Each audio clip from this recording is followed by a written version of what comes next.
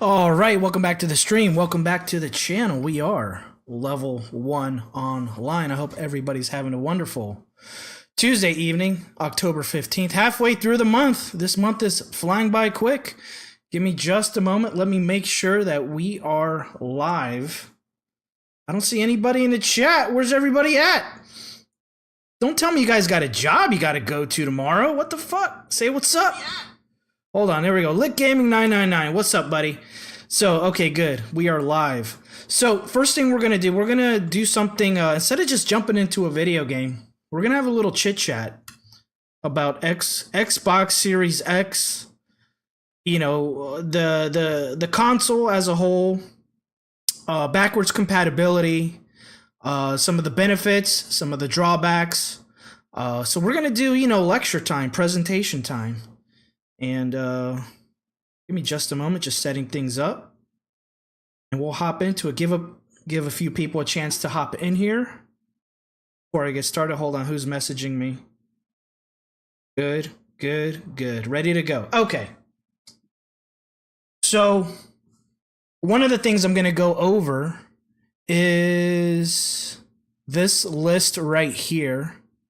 The Wikipedia list, and I'll give you guys some tips on how to properly use a list, how to take full advantage of your Series X.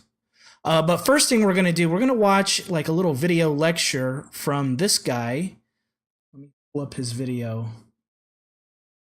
This guy right here. This guy recommended to me today. I thought it was an interesting chat because he nailed a lot of things in regards to what went wrong with the Xbox One.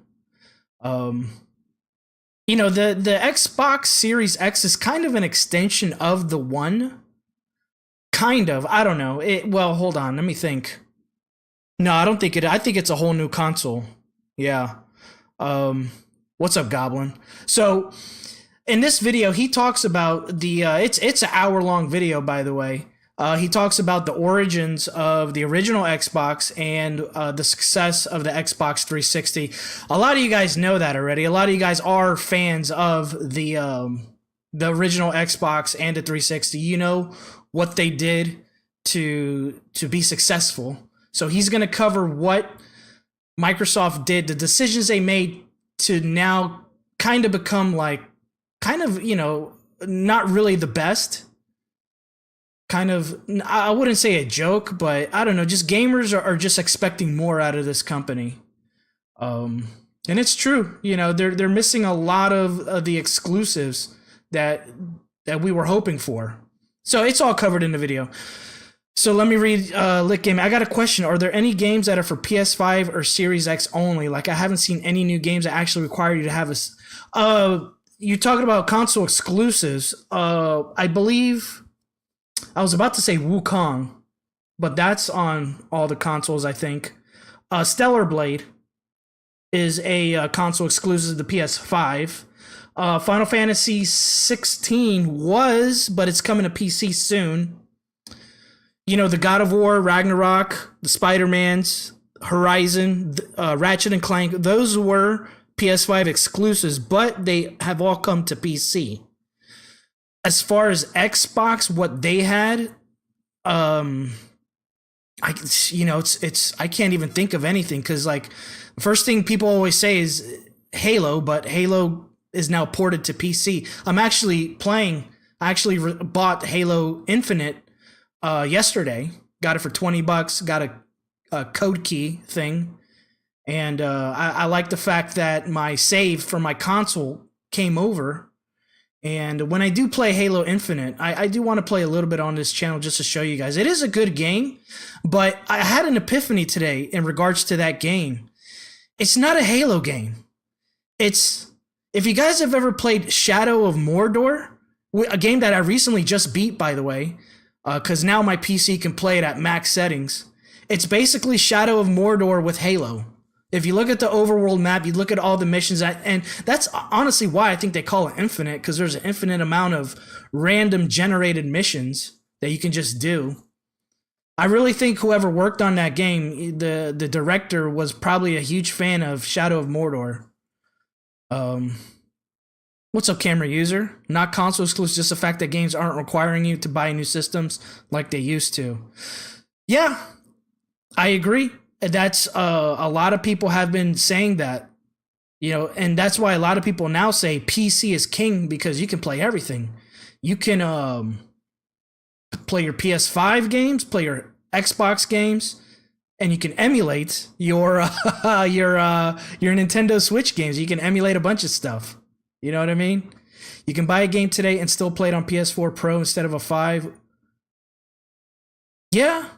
You know, there's a game. I got a PS4 Pro because I was under the impression that certain games I played at 30 FPS. For example, Ratchet and Clank. I thought that was going to play at 60. It doesn't. It still plays at 30, but just at a higher resolution.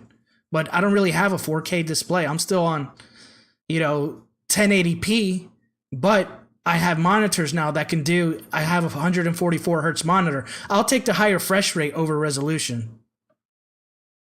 I'll read that comment in just a second. But yeah. So yeah, and you're right, the PS, and I'm not going to spend the $500 just to get the 60 FPS in one or two games, Yeah, Shadow of Mordor was really good. Destiny phone frames over resolution. Agreed. Yeah, I beat it. I was trying to 100% it, but I was like, no, this is going to take forever. So I beat the campaign. I did all 20 missions. I really liked it. And I got part 2 installed. I got that for free off Amazon Prime. And I'll pop that in one night and I'll show you guys. We'll play that. Okay, so Green Thumbs says Infinite Campaign was terrible, boring, open world, Ubisoft fetch quests. I agree. Lots of fetch quests. It gets fun when you start getting the upgrades. You know what I mean? And in Shadow of Mordor, you can't just go fight the mobs head on. And that's what I notice about Halo Infinite. You just can't go guns blazing. But the Halo formula that I love is the closed corridor. Like, I really don't like, Halo 3 that much because it's too open, and I really like just fighting on a small spaceship, like Doom style, closed corridors, and just hit the forward button and just fire away, duck behind a corner kind of thing. But yeah, you have to approach mobs in that game like you do in Shadow of Mordor. You have to take out one or two that are straggling in the corner and then just pick them apart. And you have to use the tools they give you. So what I started doing, I just started running around and getting all the Spartan cores. And then from there, that really makes the game more fun. This Camry says this gen is low on console exclusives. Yeah, agreed. Permission to cream? Permission granted. What's up, 8-Bit Eric? Goblin says, I saw my son playing Shadow of Mordor. It looked amazing. Oh, yeah, dude. It's a great game. If you can play it on a PC with max settings or on like a Xbox Series X or a PS5, even PS4 Pro, definitely. Okay, so let's start this video. This guy's channel is called Legendary Drops, 189K subs. This was just recommended to me today. Oh, it came out today. Okay, great. Let me go ahead, unmute the audio, and let's get going. This is where it's all downhill from here. At the height of Xbox 360's success, the brand was riding high. Microsoft had done the impossible. They had overtaken Sony's PlayStation, won over gamers, and cemented themselves as a major success within the gaming industry. Under the leadership of Peter Moore, Xbox had gone from an outsider to a titan. However, in 2007, Moore left to join EA Games.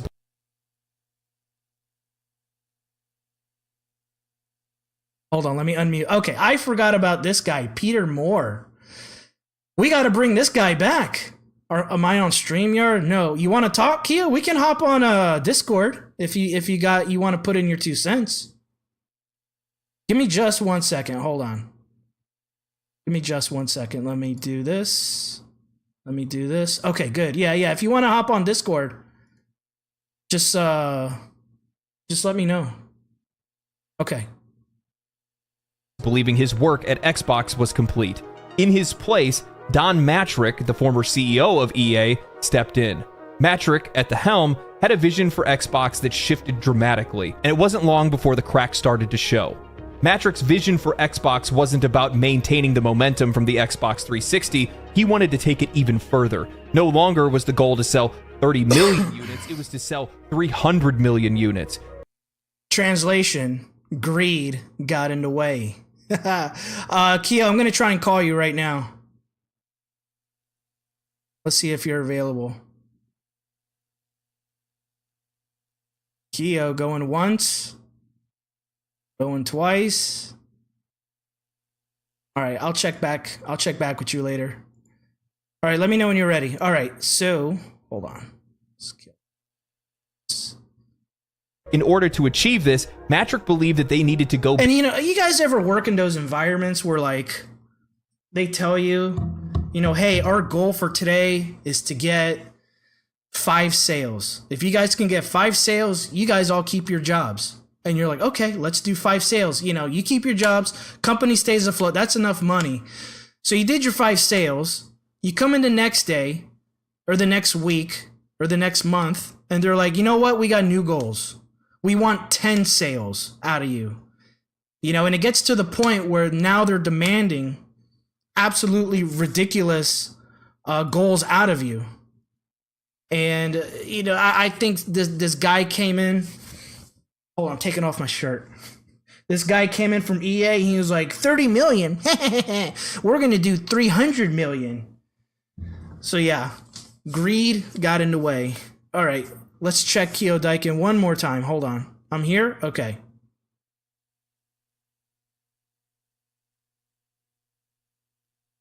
KØÖ ΔЫΗKÜN, can you hear me loud and clear?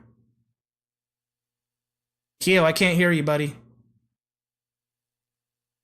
KØÖ. Hello, KØÖ, going once. Can't hear you, buddy. Ah, wait. Here, give me a second. Let me change my sound. All right. Are you on the computer? Yeah. All right. Why are you invading my stream, KØÖ? What do you got to say? Well, let me turn this thing down because I got. All right. Oh, you're not getting any feedback, are you? Nah. Can you guys hear KØÖ loud and clear? All right. You got the floor, KØÖ. Go ahead. Yeah. So I think pretty much what you're saying is like what's going on with Xbox, like in terms of exclusive titles and that kind of thing. Yeah. So you know, Microsoft was in a difficult position. Remember when Xbox came out, and I've told people this story before. When Xbox came out, the console landscape, it needed to change. Most people were still going to arcades. People wanted to do online gaming. And so when they released the Xbox, and then of course there are some other systems that came out around that time, the idea and the goal was to connect people, to put everything on an even playing field, because PC gaming was too expensive. And your gaming skills and everything about gaming depended upon how much money you had. Whether you have a high-end graphics card, high-end processor, whole 9 yards. There was just so many different variables that people really didn't have a good playing experience from an even field standpoint. So Xbox came out, you had internet connectivity, and myself, I had stopped playing console games. I had pretty much given up on N64, PlayStation and stuff, and I myself had just migrated over to straight PC, and that's where a lot of people were going. So then they came out with Xbox, they came out with Xbox 360, and then after that, then we have Xbox One, but the whole dynamic was it put everybody on an even playing field.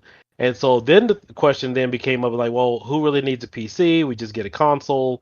But if they continued to price consoles like a PC, like around $500, that was like the limiting threshold. Like if you start pushing this thing more than $500, we'll just go back to PC gaming. And so I think that's the bottleneck, and I've said this for years too. That's the bottleneck and the problem Microsoft ran into.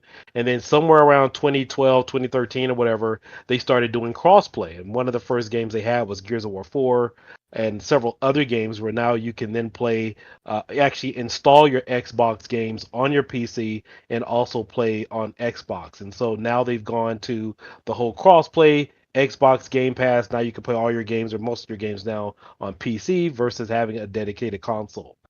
So, so that's kind of a little bit of the backstory in terms of the pinch where the gaming industry's kind of gone between console gaming and PC gaming. Mm-hmm. Are you a fan of you like Game Pass? I love Game Pass. Nice. I absolutely love it. You know I love it. Gotcha. What about what PlayStation's doing with their system, with their What do you think of that?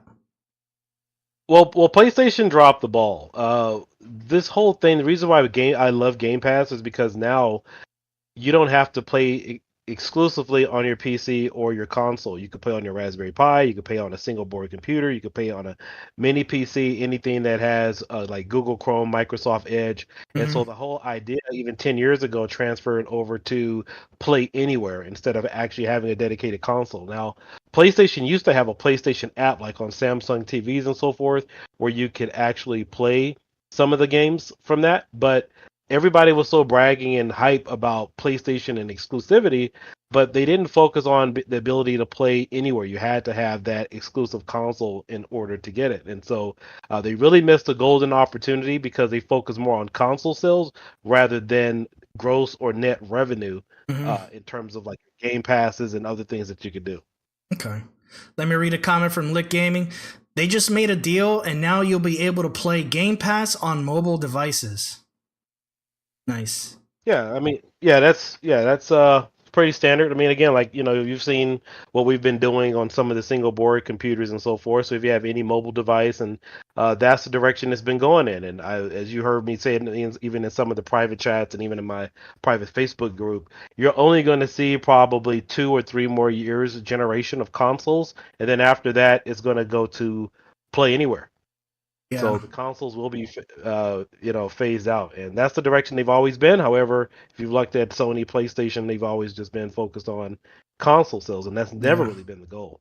I've tried to play their cloud system through my phone, and I have a competent phone. I have I believe, a S22 Samsung, and I have those grips. I forget what they're called, but these third party, like, they clip onto the side.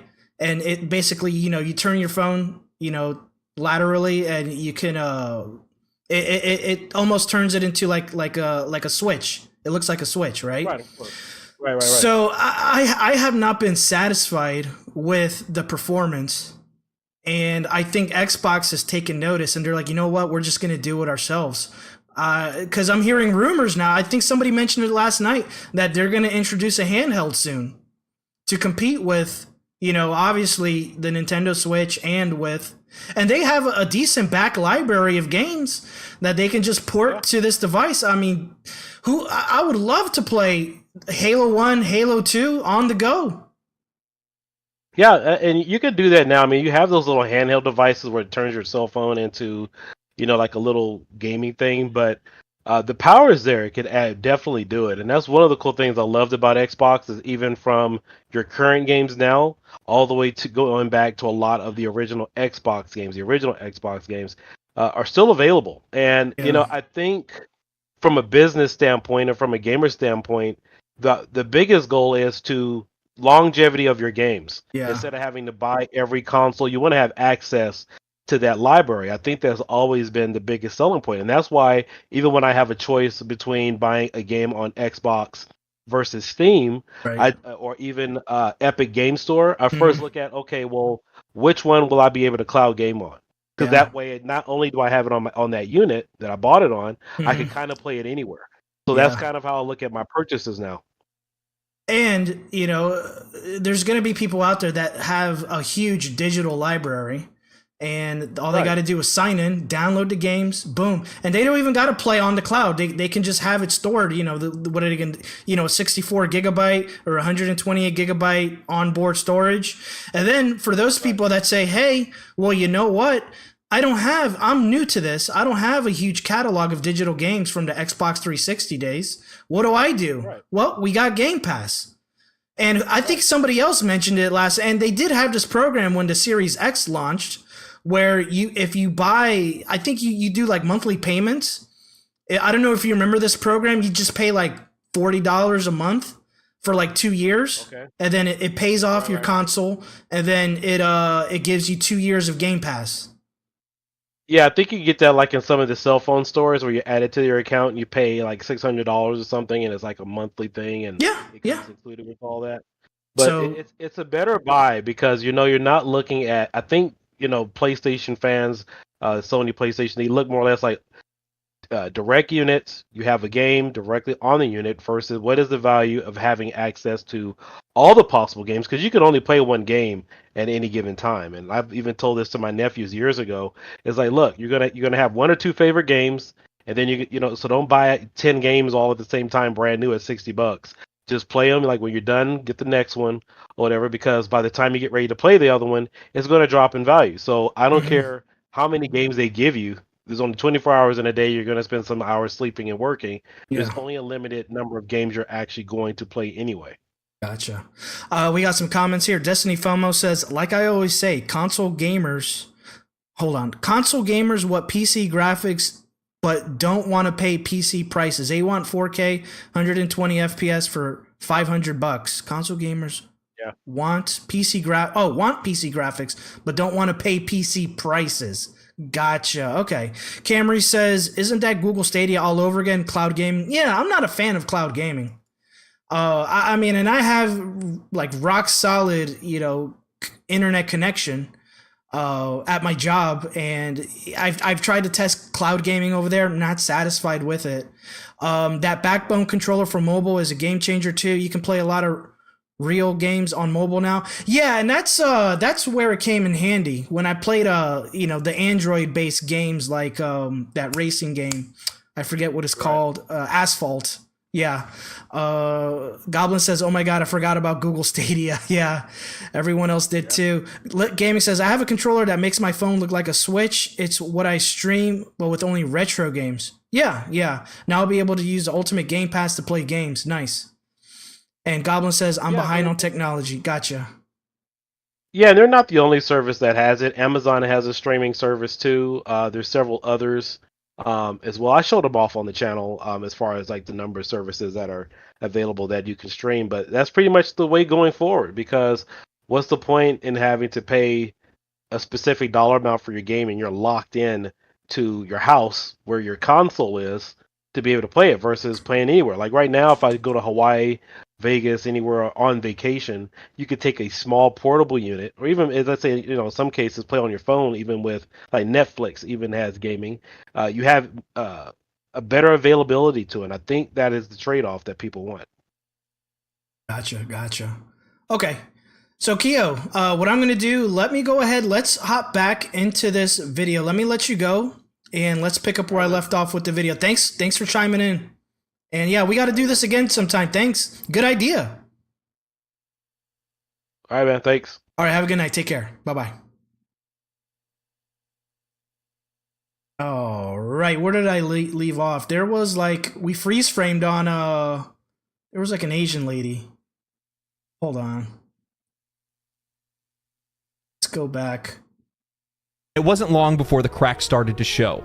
Matrix's vision for Xbox wasn't about maintaining the momentum from the Xbox 360, he wanted to take it even further. No longer was the goal to sell 30 million units, it was to sell 300 million units. In order to achieve this, you say the deck solves that problem. Yeah.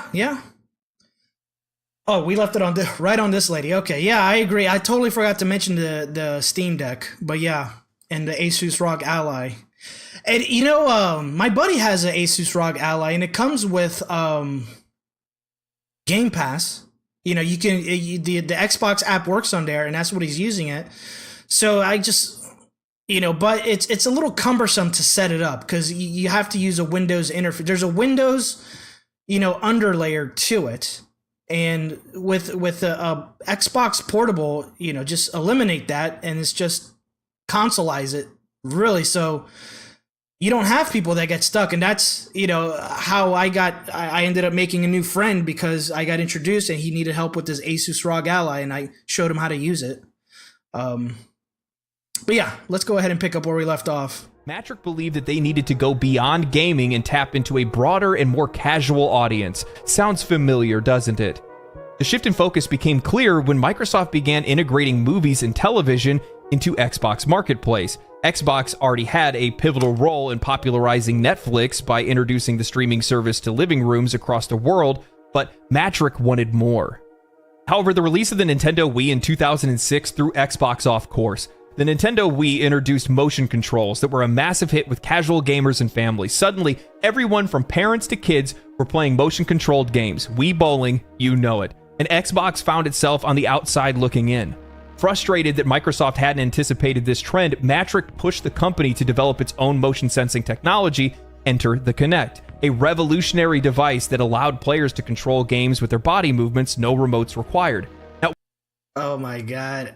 I gave it a shot. I tried some Kinect games. It was not for me. Sorry. while the Xbox Kinect was successful early on, selling over 6 million units in the first few months, it even found some applications in the medical field, pushing motion capture technology years ahead in development, but it failed to resonate with Xbox's core audience of gamers.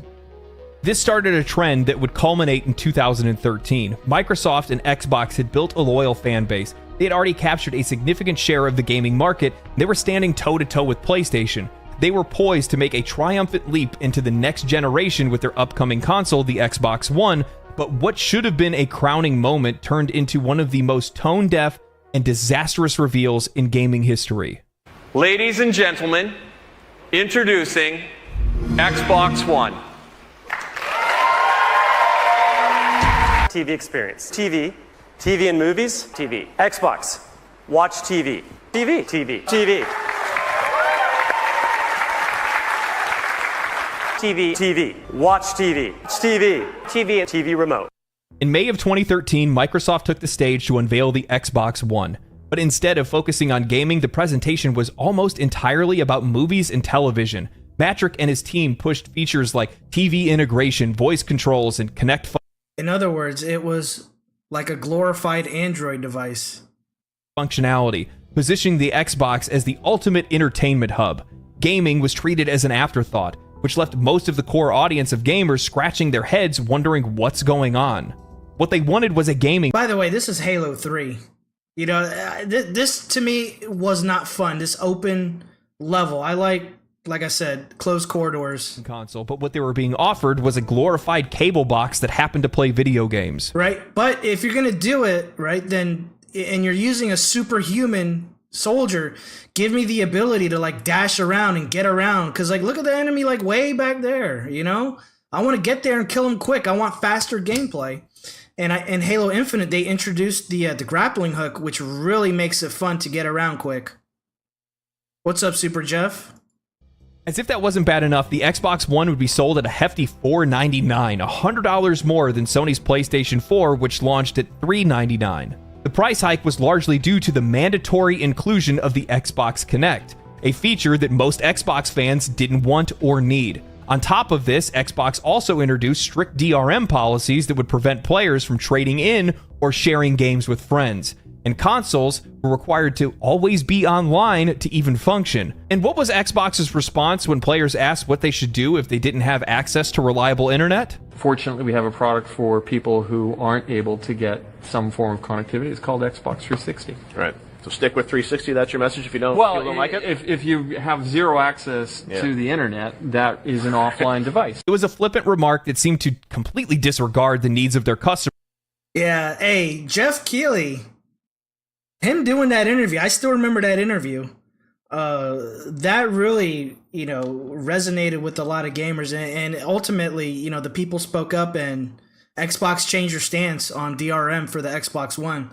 So hats off to Keighley for that one.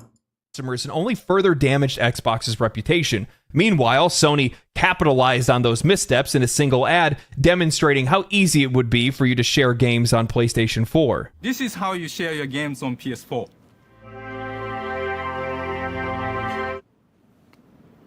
Thanks. When the Xbox launched in November of 2013, the damage was already done. The Xbox One cratered in comparison to the PlayStation 4, which had already became now the go-to console for gamers. In the months following, the gap between the two consoles widened, and over the course of their lifetimes, the PlayStation 4 would outsell the Xbox One 2-1. What started as a race turned into a blowout. The Xbox One's problems didn't just end with hardware and pricing issues. The company's shift away from gaming and towards entertainment left its game lineup lacking, and they totally mishandled most of their IPs.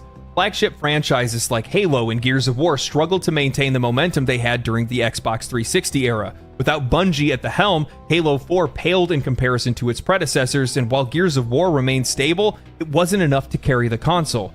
Xbox no longer was a platform known for exclusive titles.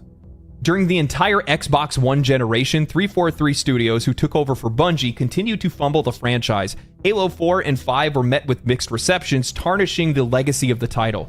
They didn't even release the Master Chief Collection, which merely was just an upscaling and re-rendering of the first Halo games, without it being a broken and buggy mess. The collection stayed in that state until Xbox released the game. I was not aware of that. I just found that out recently that the Master Chief Collection had problems and it got fixed On PC, and then 343 went and fixed the issues. Outside of indie hits like Ori and the Blind Forest or Sunset Overdrive, Xbox failed to deliver the kind of exclusives, those must-play titles that would drive up their console sales. Meanwhile, PlayStation was pumping out critically acclaimed exclusives like Uncharted, Bloodborne, The Last of Us, and Horizon Zero Dawn. Most of the biggest multi-platform games were also available on PlayStation, making it difficult to justify owning an Xbox One, especially at its price. The Xbox One was so bad that it ruined my love for gaming at the time.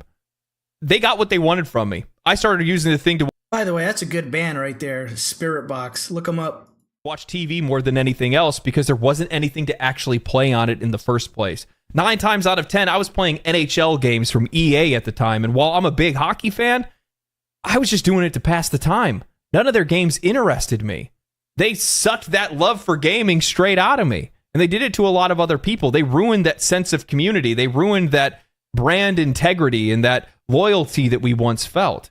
You know, one of the things that I didn't bring up and I think is really important is that because they wanted to push the Kinect so hard, because they were so obsessed with casual audiences and competing with Nintendo and their Wiimotes, they made Lionhead Studios, the makers of Fable, work on Kinect games to the point where every single Kinect game they made came out and failed. And ultimately, they shut down the studio. They were so blinded by progress and capturing those casual audiences that they forced their developers to work on games that they didn't want to the point that they had to close the studio. It's disgusting. Remember, this is a company that started out with players and developers first. See how quickly that turned. All of a sudden, that core audience wasn't enough anymore. Making a console for game developers wasn't enough anymore. Those weren't their concerns. They figured they already had that in the bag. Who needs to worry about that anymore? And the thing is, they have kept that mentality. It hasn't changed because every single time Xbox has gotten themselves into trouble, they have only tried to buy themselves out of it. Now, one of the more intriguing developments that happened during the Xbox 360 era is the introduction of Xbox Game Pass. This monthly subscription service was initially attached to your online Xbox Live account, giving you access to a growing library of first-party titles and select third-party titles. At first, the offering felt kind of lackluster because for us long-term players who have been playing Xbox for years, we already owned their major titles. However, Xbox Game Pass had an ace up its sleeve, which was day one early access to first-party games, meaning that for a modest monthly fee, players would be able to experience the major releases without spending hundreds of dollars annually and buying all these different games. Now, with the early success of Game Pass, Microsoft began to push the idea of affordability even further, and it became the central idea for their next generation of consoles, the Xbox Series S and Series X. Microsoft took a two-pronged approach. The Series S was the lower-power, digital-only console that was at an affordable price point, while the Series X was a premium gaming experience with cutting-edge performance at a higher price. This strategy was significant because it gave players options depending on their budget, and with Game Pass in the mix, the Series S became the inexpensive gateway to a vast library of games. It's important to note that during the reveal of the new Xbox consoles, Microsoft focused heavily on games and gaming experiences, contrasting the missteps that they had with the Xbox One, where entertainment took the center stage. While the Xbox Series S and Series X were still maintaining that media functionality from the Xbox One, the focus appeared to be back to where it belonged, on gaming. However, in reality, these consoles were designed with Game Pass in mind, not necessarily great games, the one thing that players wanted. Microsoft was no longer selling hardware or software, they were selling a service. The Xbox Series consoles launched the same week as the PlayStation 5 in November of 2020, but Both companies face significant production issues and availability due to the ongoing pandemic and silicon shortages. Despite these challenges, Microsoft still ended up making quite a lot of money and selling a lot of consoles because the Series S worked to their favor. It didn't. Camry has a good question. Why did you choose Xbox Series X over PS5? The backwards compatible games, the FPS boost and resolution boost on older games, that's what I wanted. Yeah. The improvements to the older games. Whereas, I don't know, like,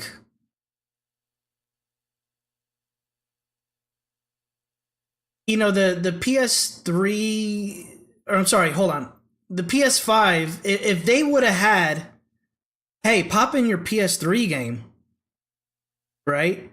The equivalent, pop in your PS3 game and we're going to upscale it to 4K, 120 FPS. Then at that point, you know, I would have started collecting PS3. And yeah, I probably would have got a PS5 long time ago. But yeah, it was definitely the backwards compatibility that sold it for me. Which, you know, it means I don't have to buy the new stuff right away. I have plenty of stuff in the back catalog from the 360 era that plays just fine. Let's see. I realize I got my answer in front of me. Xbox also migrates their library over from other consoles. Yep, we'll go over that in a little bit. Hey, I'm dropping in for a minute before I fall asleep. Good to have you. Yeah, Sony is weak on backwards compatibility. Well, I mean, yeah. Well, hold on. PS5 plays all the PS4 games. So that's good, but it can't do PS3, you know? Can't even do PS2. Use a lot of that newer technology that was going into the Series X. This gave Xbox an early edge in terms of availability. However, as the pandemic subsided, well, production ramped up, the PlayStation console started to fly off the shelves again, and Xbox's lack of compelling games became a glaring problem. While Sony launched the PlayStation 5 with highly anticipated titles like the remake of Demon's Souls, Xbox's first-party lineup was lackluster by comparison. The best game available for the Series X on launch was Gears of War 5, which had already been released in... Wait, I just realized something. PS3 content. You can play PS3 games on the PS5, but in digital form. And I believe, yeah, certain games are on their particular PlayStation. What is it called? I forget what it's called. But they have a Game Pass Ultimate equivalent that gives you access to some PS3 games. You can play MVC Collection on PS5 even though it's released for PS4. Exactly. Let me read some of these comments. I'm getting the PS5 Pro only for Demon's Souls upgrade God of War if they make a new one and Insomniac games. Yeah. Sony should have done so. I mean, if the PS5 Pro was $500, hell yeah. I'd buy it, but they want $700 for it. Sony should have done so much more for backwards compatibility. Everybody loves a PS2 library. Oh yeah, PS2 library is awesome. You can play. Yeah, I gotta show off a mod I did on my slim PS2 where I hook it up to a PS3. I'm sorry, Raspberry Pi 3, and I stream games from the Raspberry Pi to the PS2 Slim. Somebody like me who has a PS5 and a Switch, I'm unable to play a lot of games. Yeah, PS Plus Premium. All of the PS3 era are streaming only. Yeah, that's the other thing they fucked up with. They stream, yeah. T-Belly shows I'm a PC guy. I didn't have a Beats PC. If I didn't have a Beast PC, I would have been excited for the Pro, yeah. Emulation has a big lifeline because Sony and Nintendo don't do backwards compatibility in-house, completely A to Z, right? In the previous generation. Once again, Xbox found itself in a position where it simply didn't have the games to compete. Microsoft knew they were falling behind in terms of exclusive titles. Their homegrown studios were struggling to produce any must-play games, and PlayStation's library was continuing to grow, and Nintendo was dominating their own market with the Switch. In an attempt to correct the course, Xbox made a bold move in 2020, purchasing ZeniMax Media for $7.5 billion. That acquisition brought with it Bethesda Game Studios, Arcane Studios, id Software, Machine Games, and Tango Gameworks, and along with them, iconic franchises like The Elder Scrolls, Fallout, Doom, and more. The ZeniMax purchase was a But where's the next Elder Scrolls game? Where's the next Elder Scrolls game? About more than just acquiring beloved franchises. It was about fueling Game Pass. With Bethesda's catalog now under Xbox's umbrella, Game Pass suddenly became a much more attractive offer. Titles like Elder Scrolls and Fallout were huge additions to the service, bolstering Xbox's lineup at a time they desperately needed it. However, as time passed, Xbox's releases continued to disappoint. Despite the glowing additions to their studios, the games that were... Dude, all they showed for the next Elder Scrolls was like a 10-second teaser of like a forest. It's like when Tommy Tallarico showed, you know, the 10-second Earthworm Jim trailer. It was like, coming soon. Yeah, right. arriving lacked the quality or the frequency to satisfy their audience. Instead, the company's messaging increasingly centered on game. Yeah, and we're talking about handhelds. I mean, on a Steam Deck, yeah, if you can play PS2 emulator on that, there you go. You know, the problem I think with an Xbox Portable is, what if it's locked down and you can't install your emulators? You know, hopefully they have what we have on the Series X, which is dev mode. That's it. That's the solution. Just put dev mode, port all the emulators there. Beyond, yeah. What's up with Ubisoft? They're wasting money with the Assassin's Creed, all these games I don't care about. Just give me Beyond Good and Evil 2. And guess what?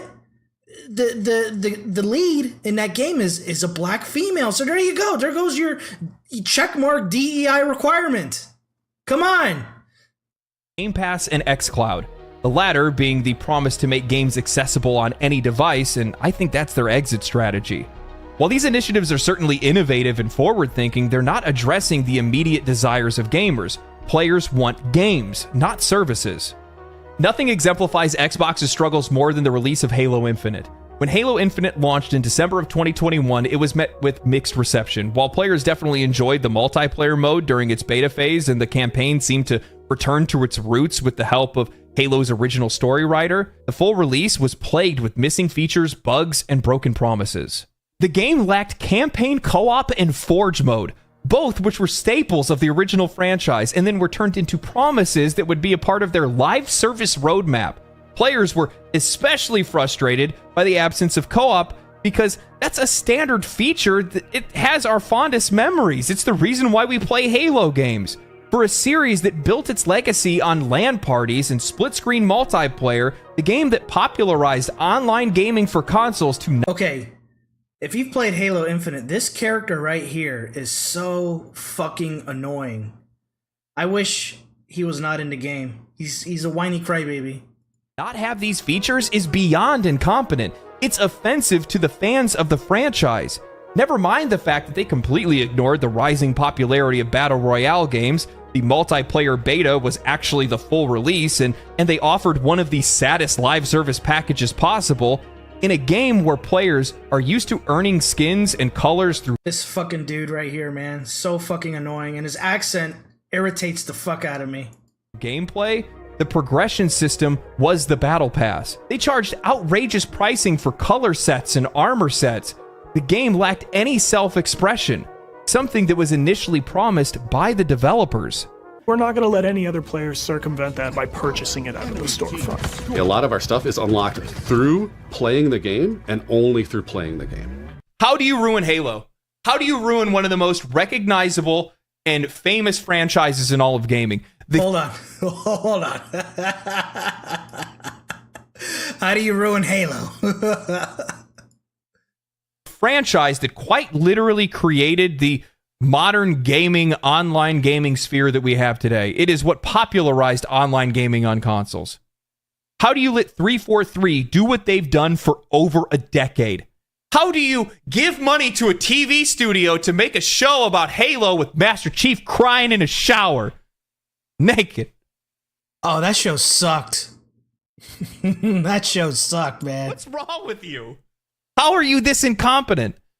I was the biggest Xbox fan. I still have a bag in my closet that I used to use to carry around my Xbox and take it to my friend's house for LAN parties or just hook up on Wi-Fi or take it on trips. I have this beautiful, absolutely beautiful Marcus Phoenix statue. Look how highly detailed and gorgeous this thing is.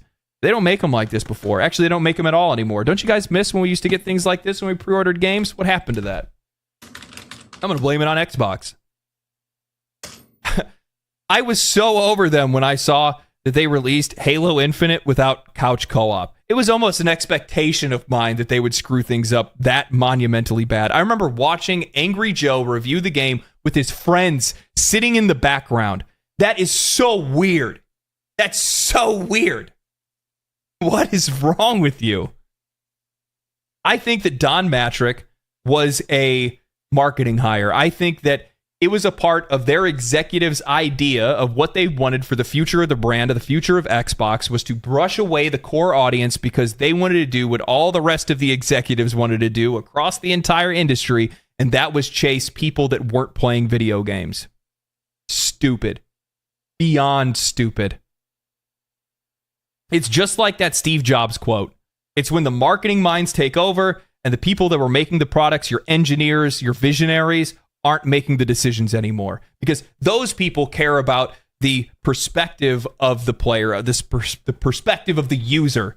They care about what kind of quality they're delivering to them. Xbox isn't interested in that anymore. They're only interested in selling a service.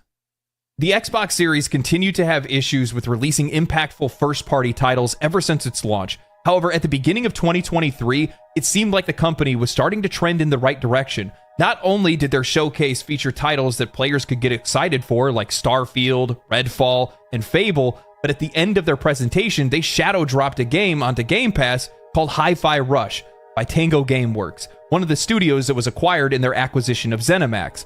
Hi-Fi Rush was an instant hit. While the game didn't break sales records, Game Pass users loved it, and it was a major success critically, a big win for Xbox, but ultimately would end with the studio being closed because even though people liked it, it wasn't enough from the perspective of Xbox's sales projections.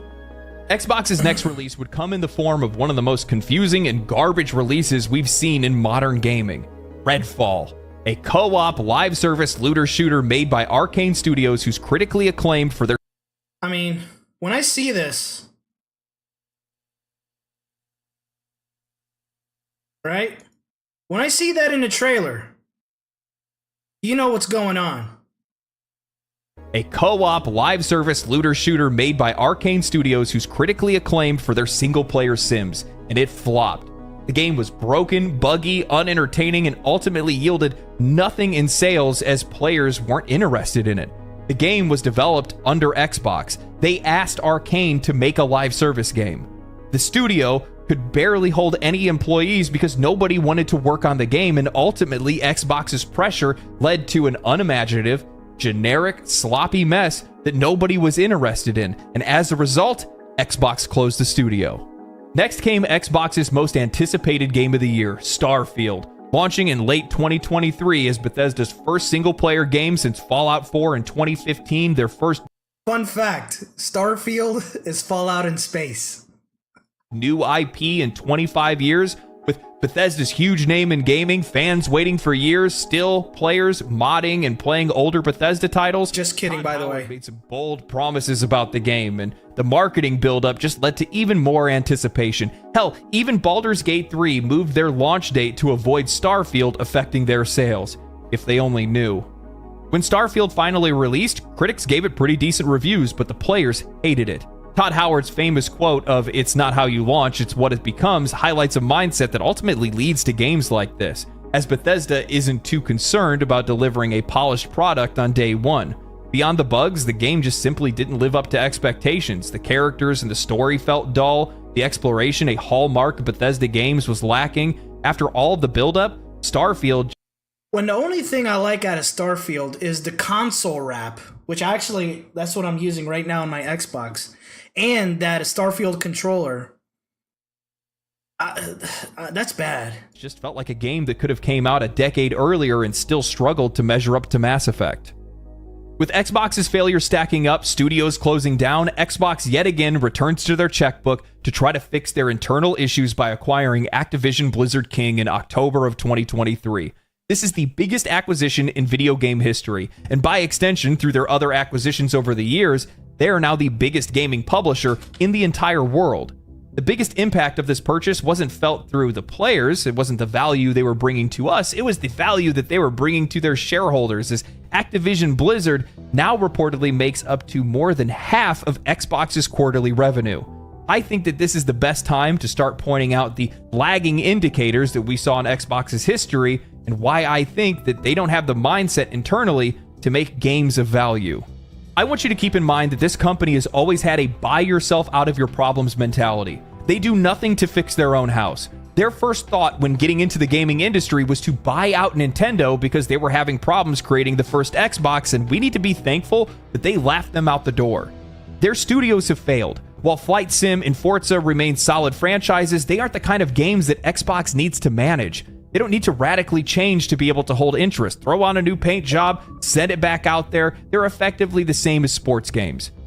Gears of War has held its own, but with the change in characters and identity with Gears 4 and 5, it just doesn't have the same impact as earlier entries, and to be honest with you, younger generations of gamers, I just don't think they're interested in this title. Xbox has let 343 destroy their Mario, their Sonic, their iconic mascot and Master Chief, and turn a once-beloved franchise, mind you, a franchise that created the online gaming console experience that we have today, into an obscure title that only a handful of dads care about. They drove away and closed down the studio behind Fable. The only real victories that Xbox has had is Hi-Fi Rush, a game that was in development before Xbox acquired ZeniMax, and while I enjoyed Grounded, Xbox doesn't really have a lot of influence on the direction of Obsidian.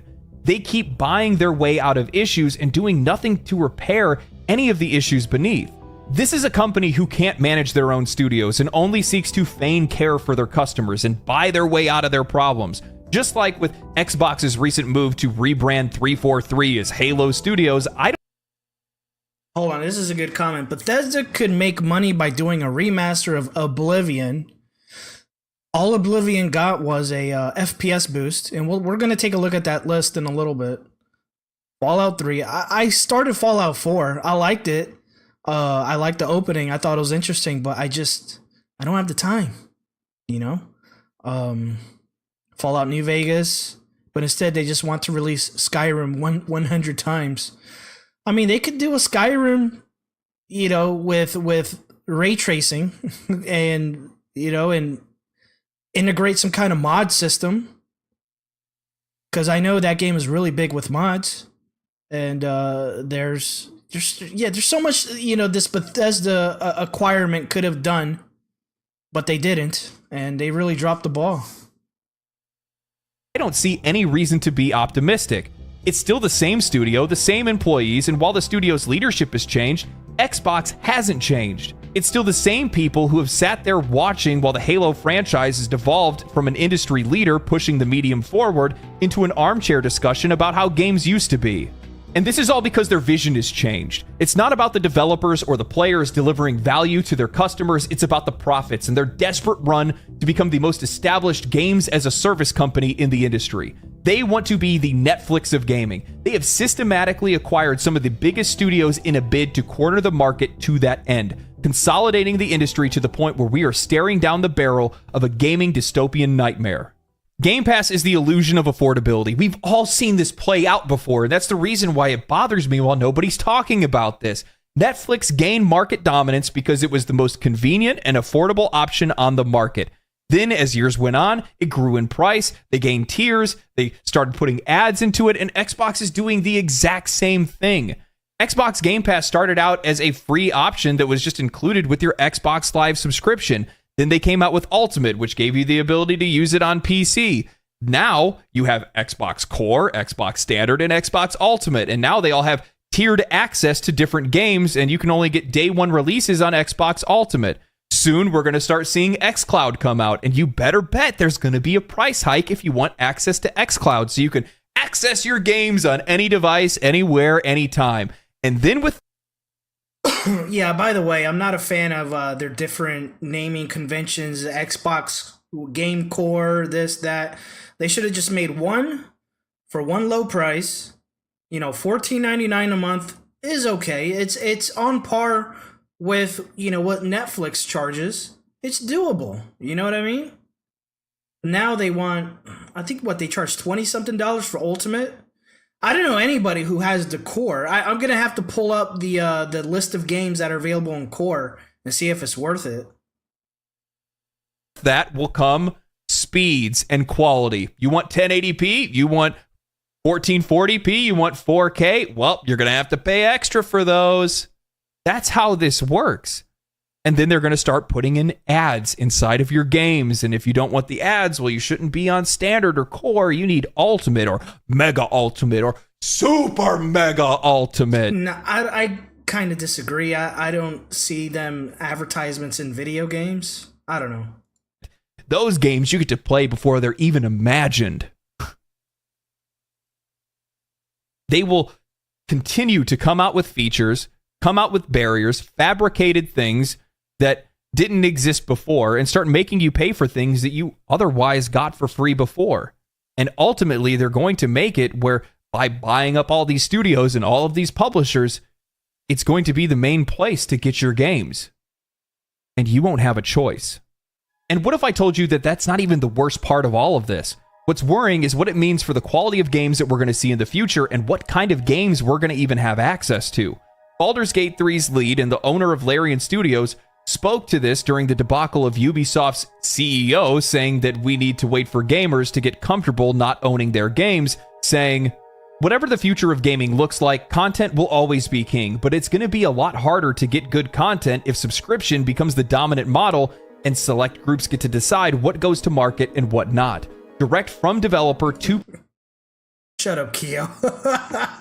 I'm going to start running ads on RetroPie images. Good lord. Player is the way. Getting aboard to okay a project fueled by idealism is almost impossible. And that's one thing I didn't do on my RetroPie images. I didn't label, I didn't watermark my images. This was made by Level 1 Online, or go to my YouTube, or go to this. No, this is for the community. It has nothing to do with me when I release this. I don't want, my watermark is just you playing it.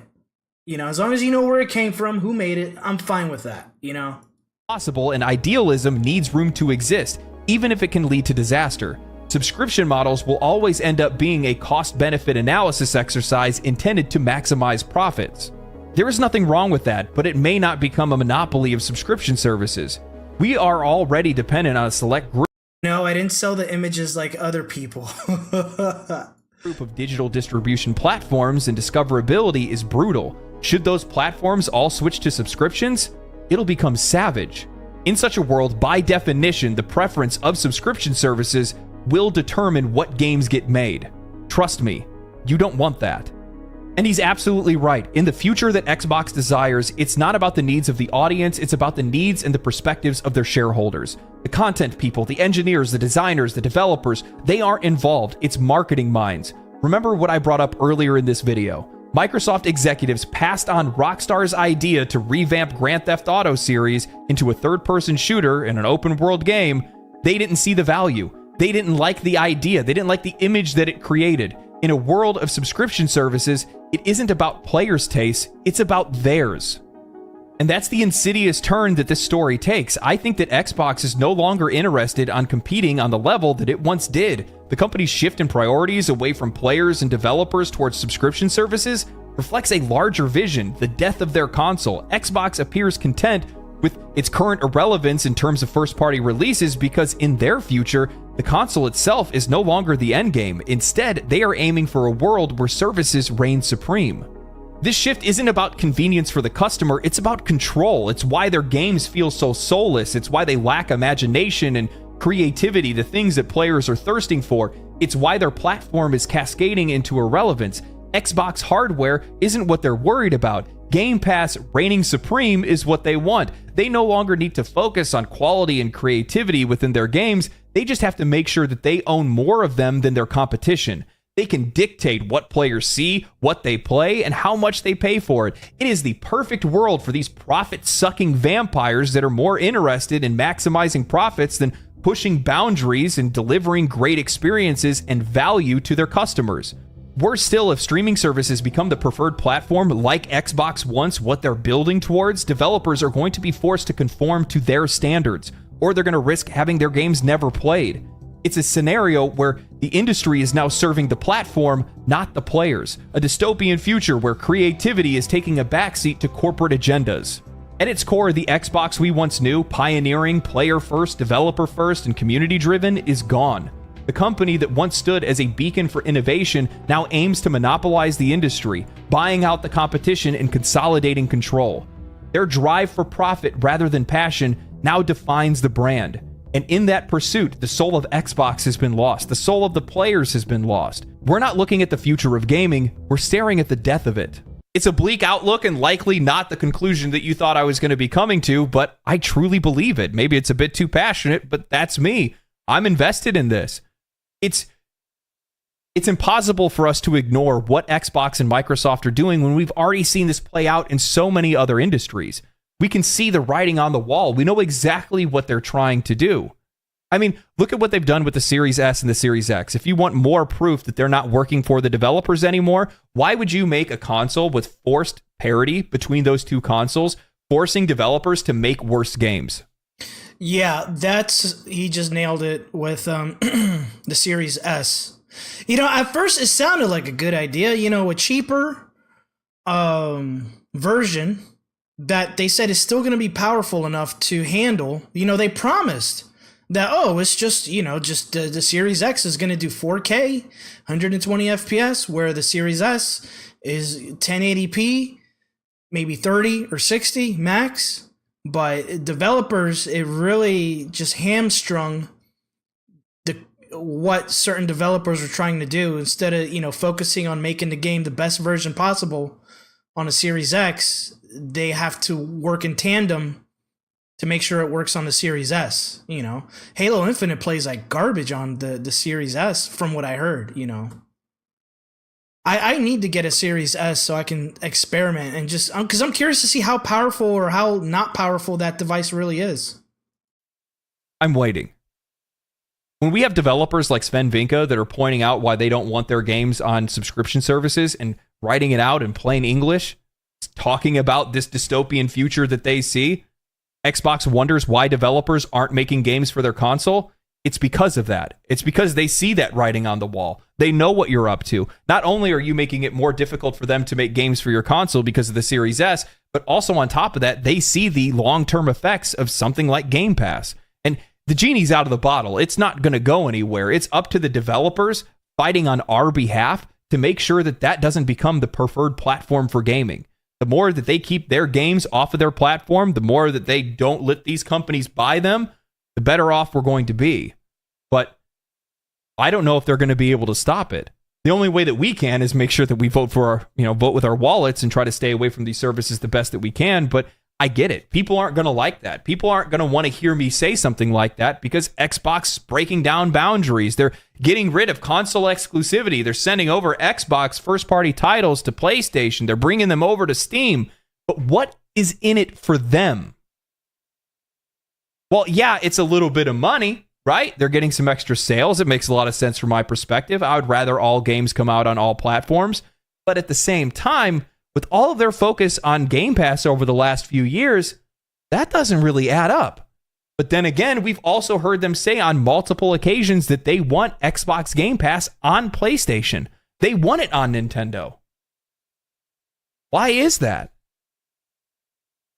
I think we all know. Activision Blizzard King isn't the end. They're just going to wait till the tides roll back a little bit. Wait for the FTC to get off their back, for the folks over in, Europe to not be paying attention to their moves, and they'll just pick up another little studio here and another one right here, and then, this company's going out of business. Well, we're going to help them out. And there you go. And ultimately, what they can do somebody did the math. The money they spent on the ZeniMax Bethesda acquirement, they could have gotten, I think, Konami and Capcom, if I'm doing the math correctly. I don't know about Namco, but they could have easily acquired Capcom. But I think ultimately Capcom has to agree to something like that. I don't think they can just come in and do a hostile takeover. One point in time is just not sell their games on other platforms or not sell static versions of their games, and everything's more available on Xbox Game Pass. And heck, right now it's only $20 a month. That's not bad. Fast forward another 10 years, and I'm sure it's going to be a hell of a lot more. It's sad to see that one of the companies that held the most promise, that gave some of us the best memories we have in gaming, that helped build the gaming industry into what it is today, especially with online gaming and first-person shooters, is actually the company that's trying to erode our hobby and try to destroy what autonomy these developers and even the players have with the choice in platform or choice in games that we buy. But that's where the story leads. I hope you guys enjoyed this video. Bro, I'm so hungry. I've been recording for like 6 hours. I had so many retakes on this one. I really appreciate you guys if you made it this far into it. I've never made a video this long. I have no idea how this video is going to do. I hope it does well. I invested a lot of time into it. If it doesn't, this will probably be the last time you see an hour-long video from me. It'll probably be an hour long. Actually, I have no idea how long it's going to be. I'll find out in editing. All right. Okay, so we're done with that.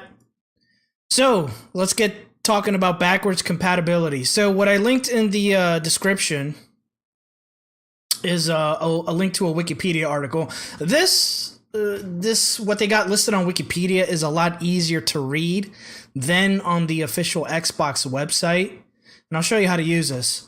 So you go to the Wikipedia and you just go right here on the left-hand side, list of compatible titles from Xbox 360.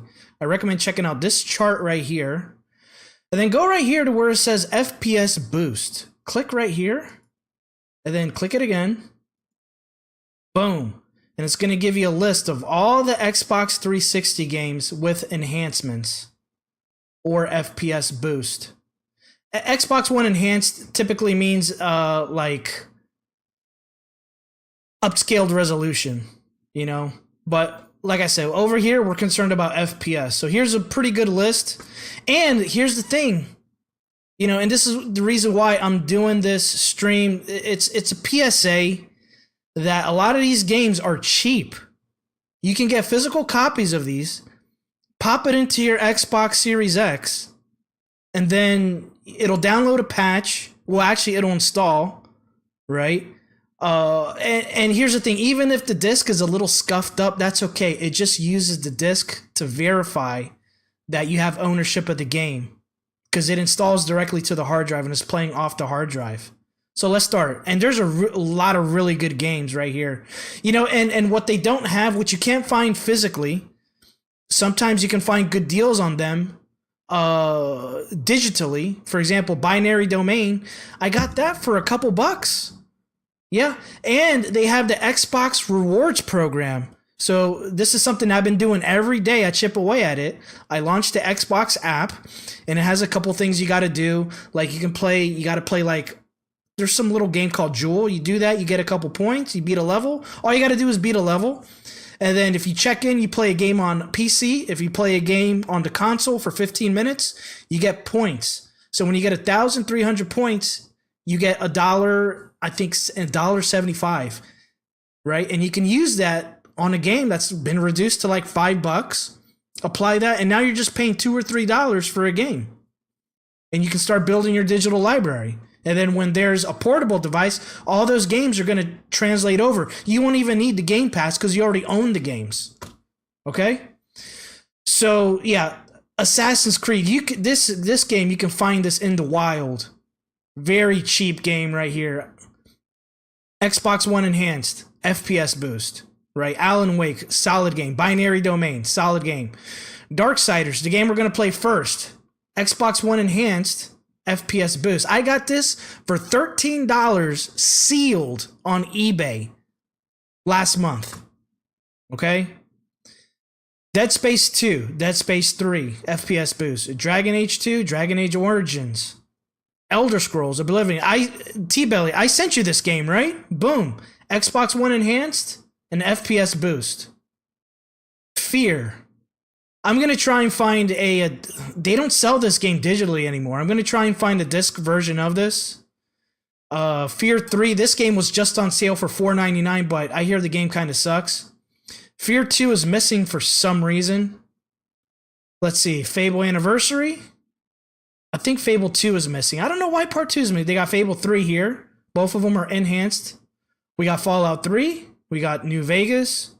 Far Cry 3. This game needs a resolution boost for it. Yeah. But it has an FPS boost, which is pretty good. I got this game for free. Like, you can find these games in the wild, loose. You know, just people don't want these games anymore. Final Fantasy 13 2. Gears of War. Gears of War 2. They did the whole Gears of War collection. So Gears of War 1, 2, and 3. Gears of War Judgment. Wonderful. Cameo Elements of Power. Lord of the Rings. Lightning Returns. I don't play this stuff. Medal of Honor. Mirror's Edge. This game is also on Game Pass. This is a great game. I got the Pacifist achievement. I didn't fire a gun the whole game. Very woke, because I don't like guns. Guns are very bad. Oh, and it's a strong female protagonist. Okay, we like strong female protagonists on this channel. Okay, don't get it twisted. Nier. I've never played this game. I gotta check this out. See if it's cheap. Resident Evil, Operation Raccoon. I have no idea what this is. Reggie might know. I don't. Rock of Ages. That might be like a Guitar Hero game. No. Rock of Ages by Atlas. I don't know what that is. Sonic All-Stars Racing. Sonic Generations. This game desperately needed a FPS boost. And it has a resolution boost. This game I got for $4.99. Cheap. Sonic Unleashed. Vandal Hearts from Konami. I've never played this. I don't know what that is. It might be a turn-based RPG. Explosion Man. No. That's it right there. So here's the... on the bottom, all the backwards compatible games. So today we're going to focus on games that are backwards compatible. And what I'm going to do another day is I'm going to call the stream Games That Got Left Behind. And we're going to focus on games that I wish got backwards compatible but just didn't. And then let me just double check to verify. One of those is Soul Calibur. Hold on. Yeah. Soul Calibur 4. That's the one with Yoda and Darth Vader. They got Soul Calibur and Soul Calibur 2 HD. We have Street Fighter. We have Vanilla Street Fighter 4. And Ultra down there, right? But they're missing Street Fighter. Street Fighter Cross Tekken is not here. Let me see. Super Street Fighter. Oh, Super Street Fighter 4. Super Street Fighter Arcade. Nice. And then they have Ultra down at the bottom. We got Virtua Fighter. Where's Ultra? Is Ultra backwards compatible? Here it is. Ultra Street Fighter 4. The Tekken games. Tekken. Where the hell is it? We got Tekken 6. This is good. Yeah, we're going to pop that in one day. And Tekken Tag Tournament 2. Which is, from what I've seen, it is a very popular game. People are still, like, on Vim's Lair, I think. I forget what website. It was ranked number 1 for downloads. Anyways, hello, young man. What's up, Video Game Gooner? I like that about Xbox. You complete weekly and daily achievements, and you get points about. Yeah, and then you can also go to the website, the Bing rewards, Tech Mobile Throwback. What is this?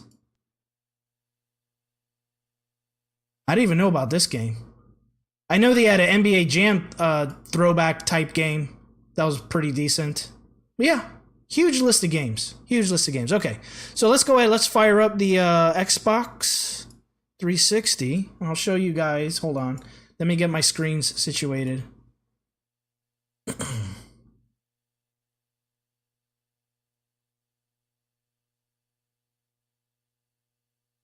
Studio mode. Boom. Okay. So, what's really cool, you can go here, and you can go here to group, console by console type. And here's all of my owned 360 games. All I got to do for some of these, you see there's like a little icon. Let me see if I can make the icons larger. How do I do that? Filter. I can't remember how to do it. There's a way to make these tiles bigger. Can't remember how to do it. Anyways. But there's like a little indicator that says the disc is required. If you see right there on the bottom right hand corner of that square. So I got Assassin's Creed 2, Ashura's Wrath, Beyond Good and Evil HD, Binary Domain. And I mean, there's also a bunch of OG Xbox games that are enhanced, like Black, Blinks the Time Sweeper. This is a really good game right here, Blue Dragon. I got this digital, backwards compatible. It's 4 discs. You know what I mean? And it's just really convenient because you don't have to sit there and swap discs or, you know, worry about them or losing the disc. Call of Duty 1 and 2, Modern Warfare. What else? Symphony of the Night, Condemned Criminal Origins. I got Darksiders right here. I got that popped in. Fear 2. Fable Anniversary. DOA 3 has enhancements. DOA 2 and 3 have enhancements. Yeah. So anyways, you guys get the idea. Let's go ahead and start up Darksiders. I'll show you guys how nice this game looks.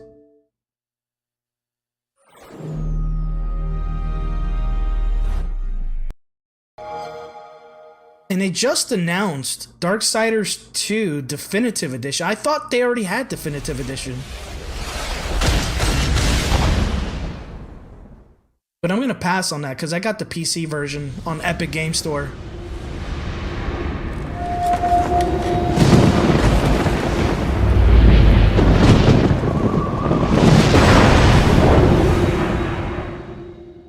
Yeah, Split Second is really good. But it plays at 30 FPS.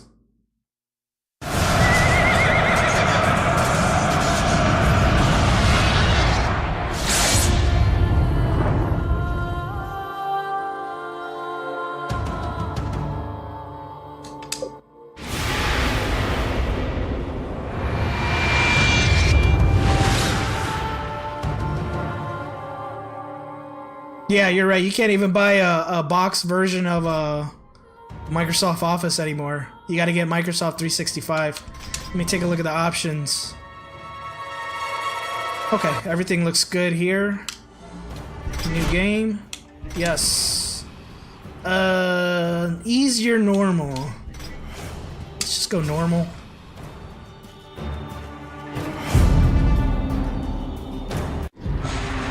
Since the dawn of time, the armies of heaven and hell have waged an endless war. Drawn to the conflict was the Charred Council, an entity bound by ancient laws to preserve order and balance. It held that any great power, unchecked, threatened the very fabric of the universe. Another great game that came out around this time that is also backwards compatible is Dante's Inferno. None were beyond the swift and terrible justice of the Council's enforcers. A fearsome brotherhood known as the Four Horsemen. Amid the turmoil, the first humans emerged. The Council foretold that these weak but cunning creatures would someday be integral to the balance. Thus, a third kingdom was named, the Kingdom of Man. By order of the Council, a truce was forged between heaven and hell. The Great Pact was bound by 7 seals to be broken at the appointed time, when man's kingdom stood ready for the end war. A battle that would bring balance and determine the ultimate fate of the 3 kingdoms.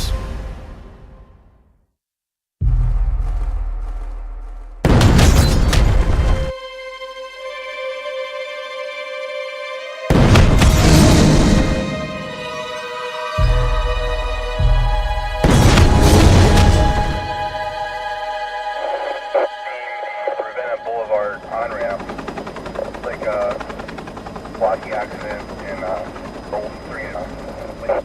I like the opening to this game. It shows you if there was an apocalypse with, you know, the Four Horsemen, what it would look like.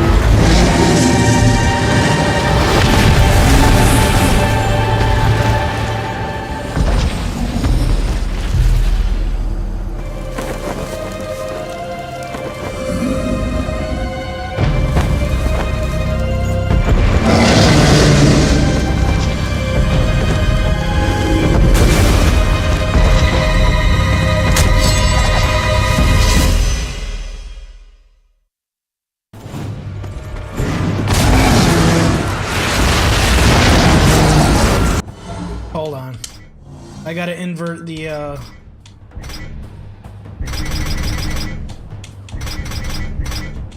invert x-axis. There we go.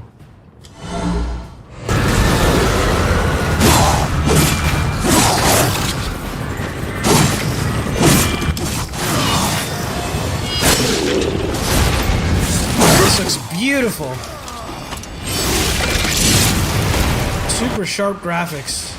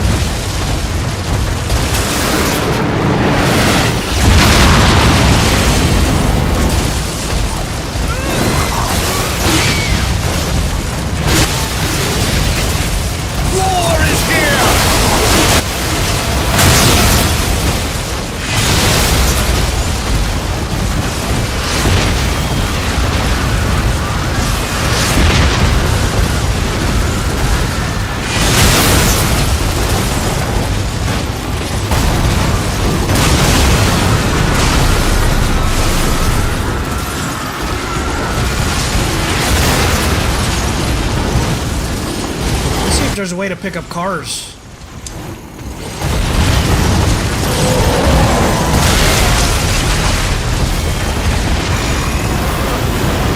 Judgment approaching!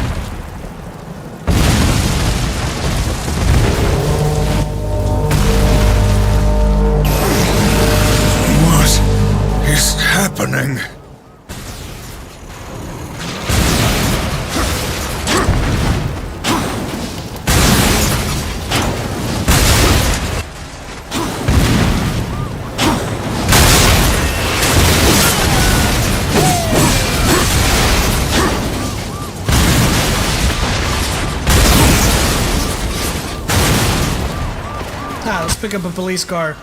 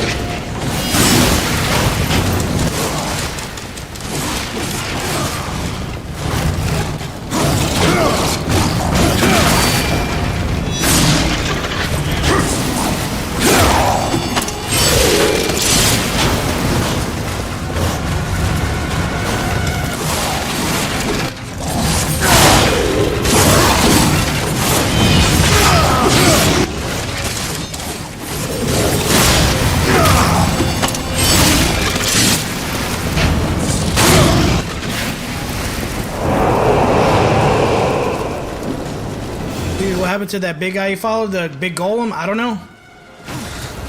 We'll figure it out in a minute.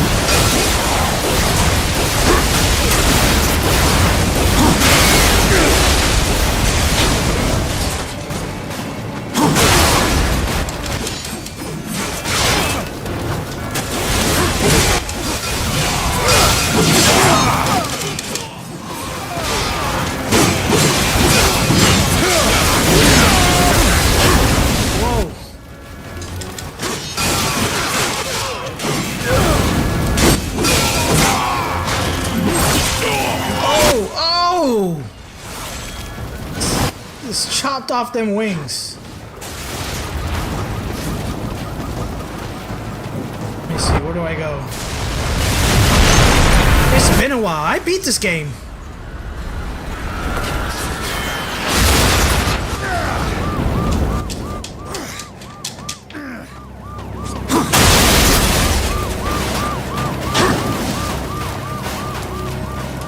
I had a monitor that I could set it to 720p. I had this really nice monitor, and I could set it to the Xbox to 720p, and it wouldn't fill up. It wouldn't stretch out the screen. It would like how do I explain it? What's the feature called? Let me see. Let me see.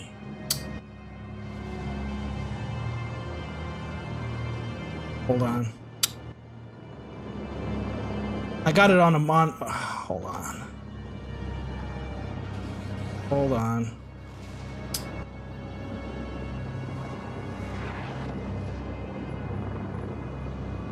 I think it's called 1:1 pixel. Yeah, you can set it to 1:1 pixel mode, right? So I would sit like really close and it looked amazing. It looked like this, but I had to sit really close to the monitor. And it played more, I noticed it played more fluid on 720p.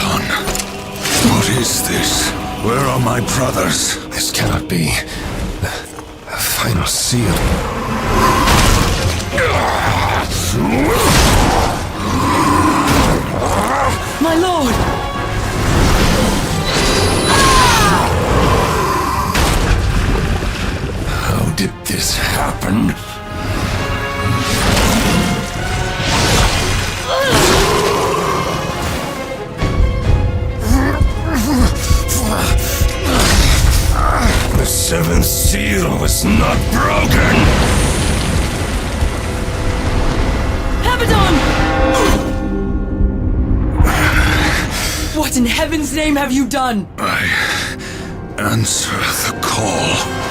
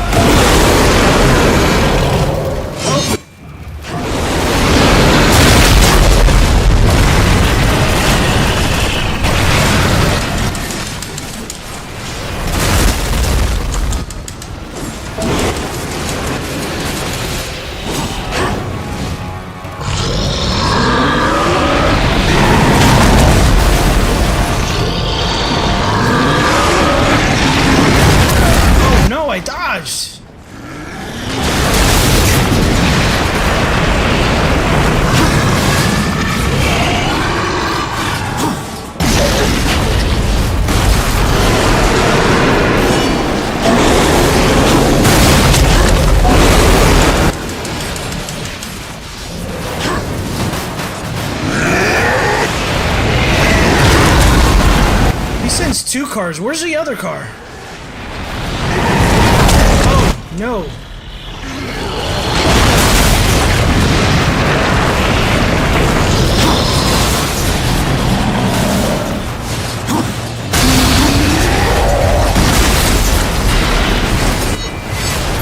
Got him. Hopefully. A little God of War quick time. Oh! Like I said, it's been a while since I played this. Okay. Uh-oh.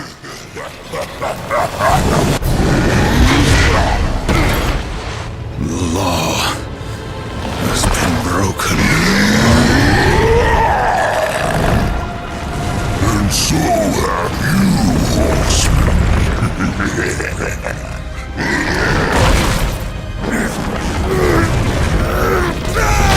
Going to bed? Alright, have a good one. Take care. I appreciate you stopping by. The law is clear. When the 7th seal is broken, 4 horsemen shall ride forth to punish the wicked. Be they sons of men, lords of heaven, or the dregs of hell. All upon the earth will be judged, and the bad forged anew. You forget your post, horseman. You forget the law. No call was given. Oh, thank you. Destroyer marched, and there you were found, under his black banner, if the claims are true. To hell with your claims. The seals were broken. I was summoned. Then where are the other horsemen? Were they not summoned as well? The 7 seals are hidden, as they have been since the pact was forged eons ago. All of them intact. There was no call. You aided the Dark Ones, broke a sacred covenant that has doomed mankind, and threatened the balance. Do you deny it? When I rode, heaven and hell were already at war. Abaddon was there. He knew something. Abaddon fell, fighting off the chaos you unleashed. I fought powerless against the demons, and still you accuse me? Your defeat proves nothing. Likely the Destroyer cast you aside when he was finished with you. You have defiled the law, horseman. You will be punished. I serve only the council. Only the balance. As the horsemen always have. Send me back. I will punish the ones responsible. How? What hope do you have against the Destroyer's armies? You are powerless. Then I will fail, and the demons will have carried out your sentence. Very well. But you will be watched. Come forth.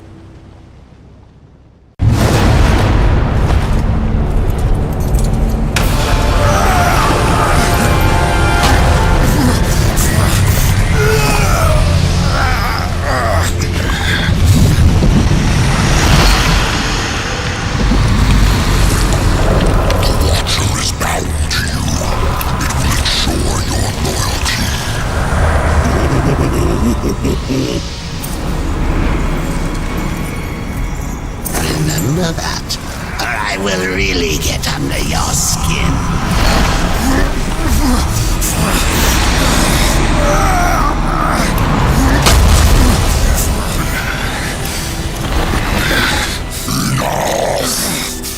Rise, war, and arm yourself.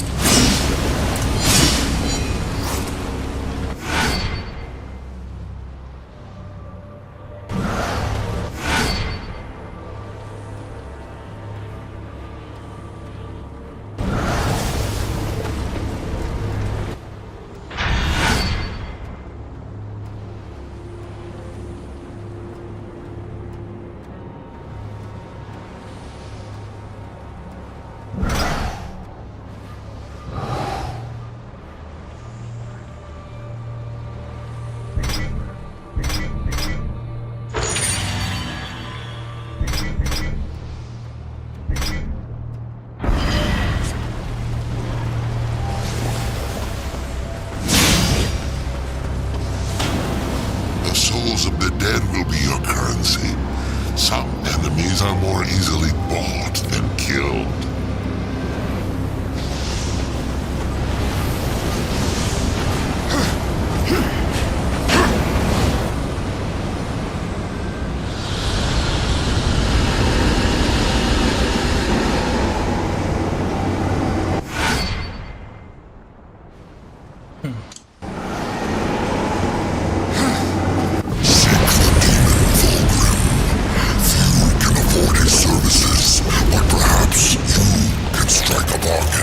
The Council confers with demons now, does it? Since the truce was broken, some demons have fallen from the Destroyer's favor. Vulgrim is one such outcast. He has long sought an audience with us. How long have I been here?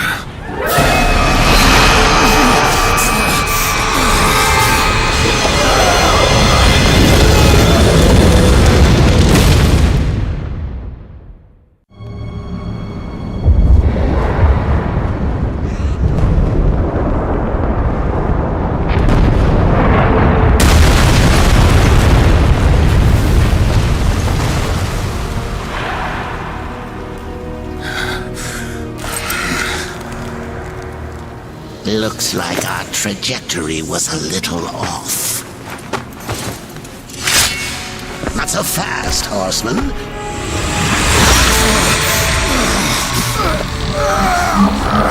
Let's lay down a few ground rules. Until this is over, you're a dog on a leash. I say bark, you bark. And if I have to kick you, you'd better not bare your teeth. Understand? Or should I teach you to play dead?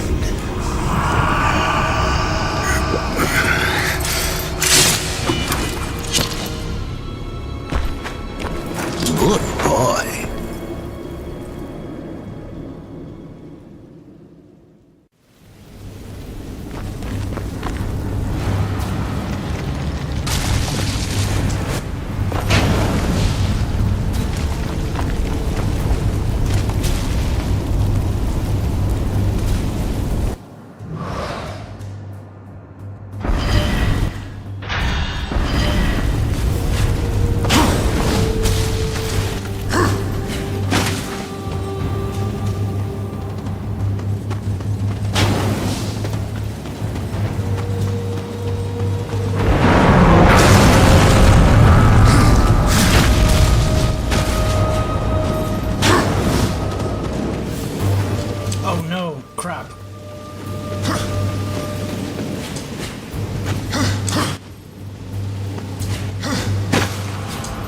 Alright, we're gonna do this first mission, go find Vulgrim, and then we're gonna switch games.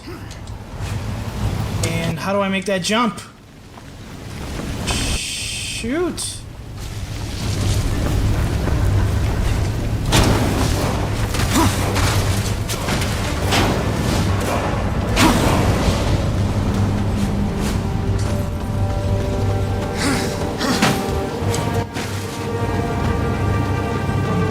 Hold on.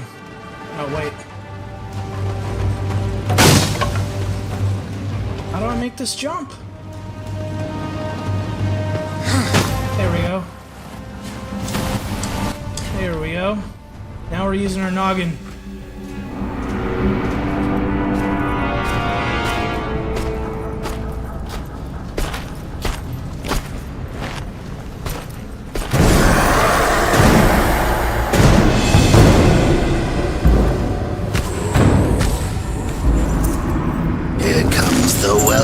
Party.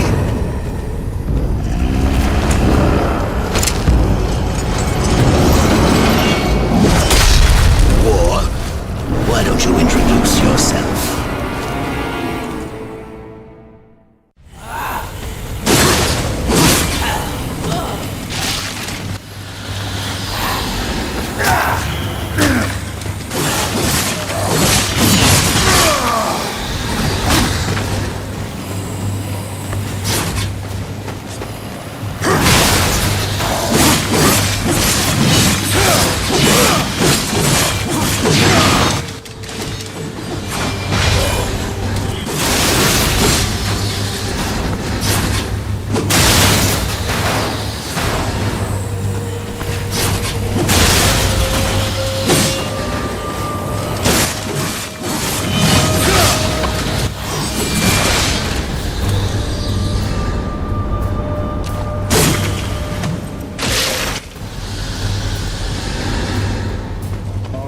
right? Is that it?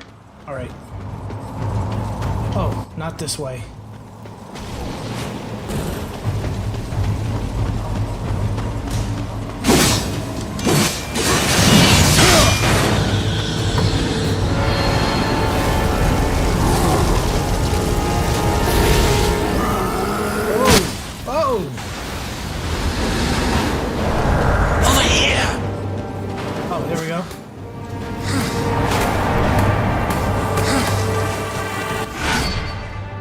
Glow.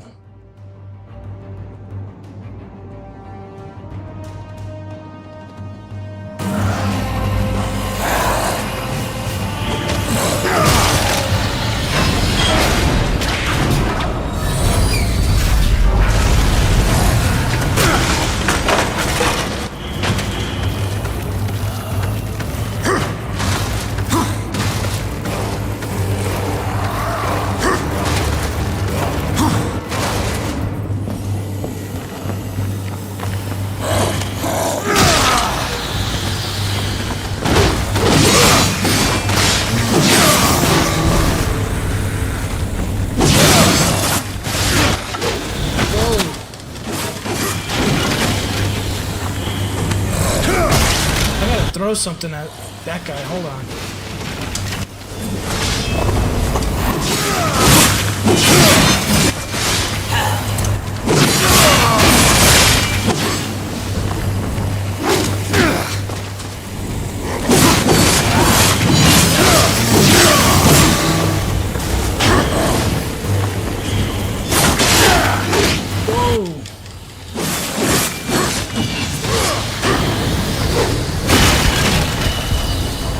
I'm about to die.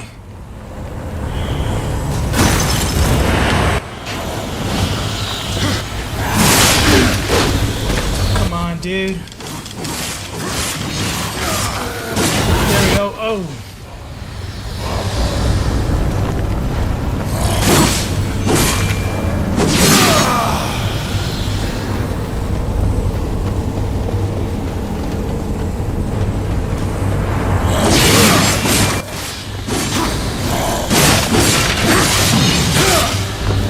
Kappa Twink.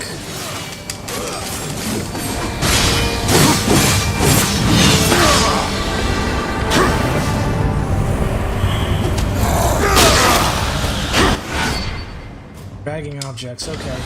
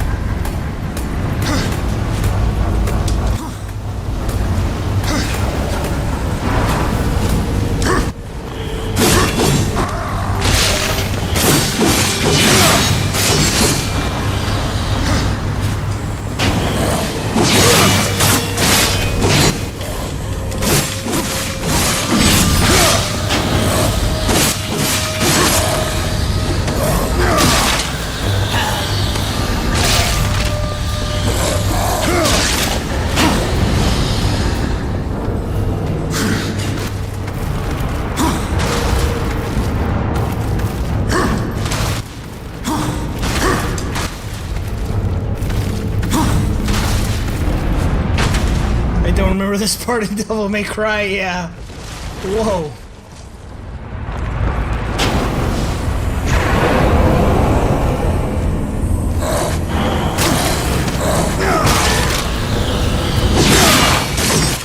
I love air combos.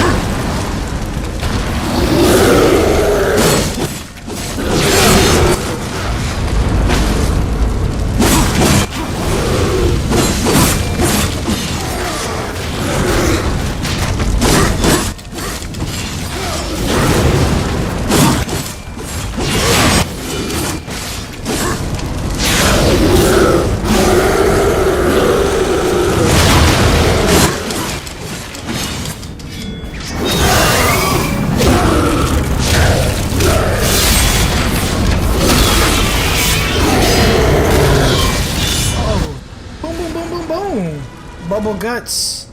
Bubble guts. Bubble, bubble, bubble guts. Where was I going? This way.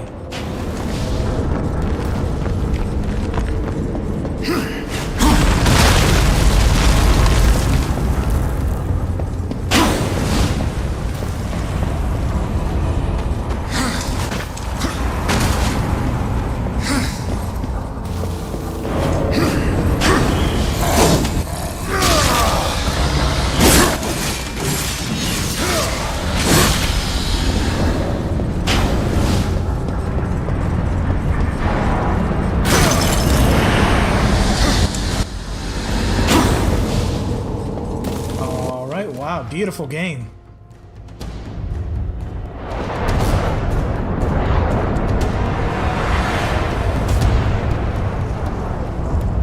How long was I gone? In Earth years, about a century. This guy sounds like Joker. For the mouth breathers to die off. Then, the third kingdom is lost.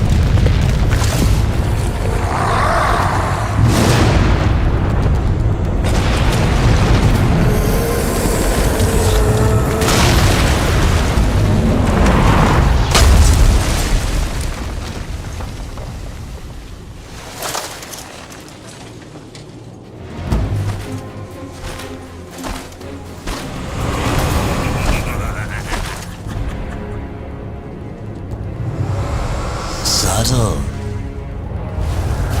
I almost didn't hear you coming. Vulgrim. Ah, there he is. Finally took me seriously. I'm gonna go get some water. You're surely not empty-handed. For this shall be the briefest of introductions.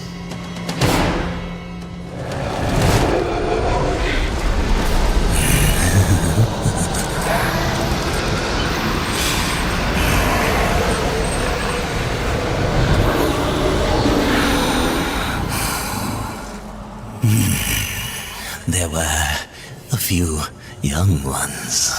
Spectacular. You seek the power behind the one called Destroyer. You will find the answers and the font of his power there. Oh, such haste to die. You aren't even a shadow of your former self. You wouldn't last a heartbeat. Besides, the way to the tower is shrouded by demon magics. Even I do not know the way. Who does? Feed my hunger. And I'll feed your curiosity.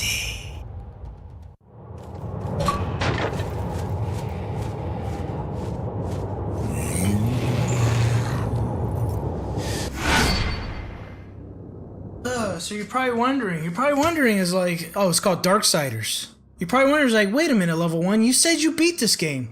How did you just get an achievement? Because you can just get it once. Wow, I was playing a pirated copy. For Xbox 360. I actually have the definitive edition for PS4 Pro. So, I'm gonna beat it on this. And then, I'm gonna go play the definitive edition on my PS4 Pro.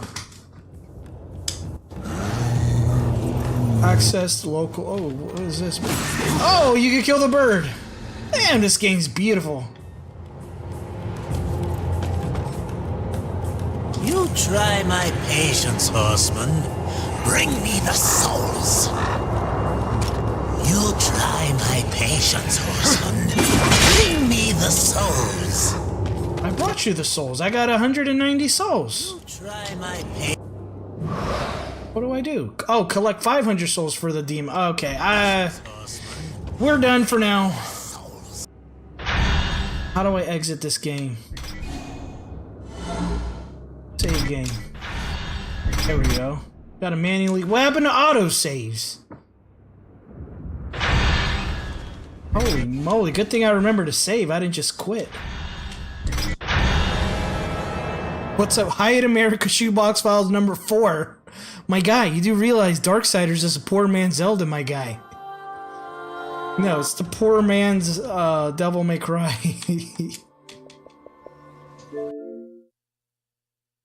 You guys up for a round of Call of Duty? Let me just let off some steam with this really quick.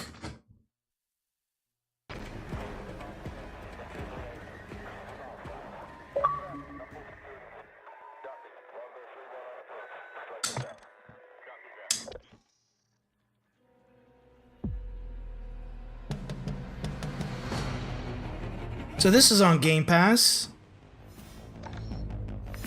I don't know how to use this. All I do, I know I have Modern Warfare 3 access to that.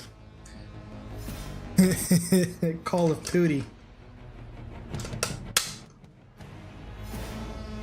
Oh, this is oh yeah, gorgeous. And this Darksiders, I wish I had the camera on. It's not a like a player's choice or best, you know. It's a legit copy.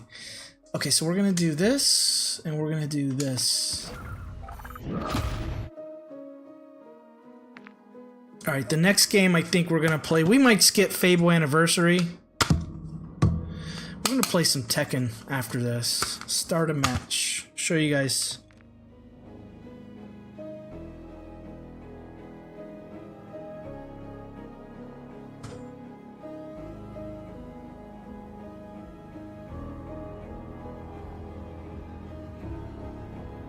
Alright.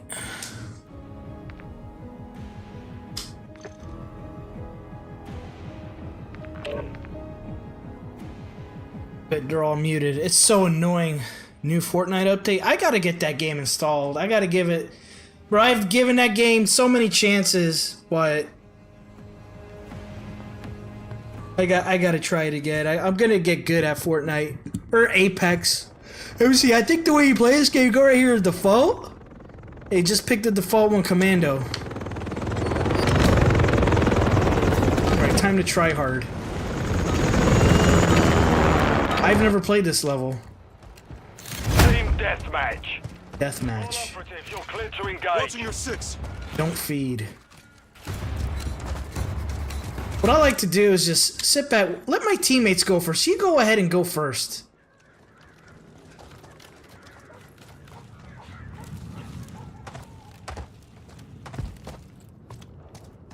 You guys are about to see some trash Call of Duty. Oh, it's this way.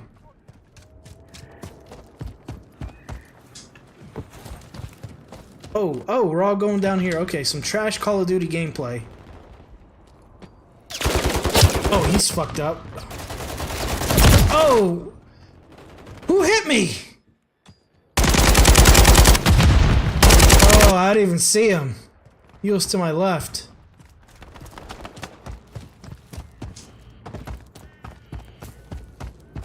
I don't like this level.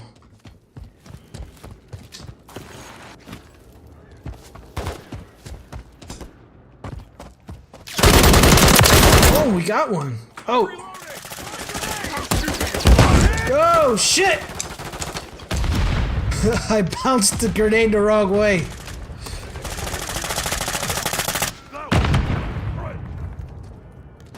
There he is. Nope, that's not him. Where was that coming from? There's bullets coming from this way. What the hell?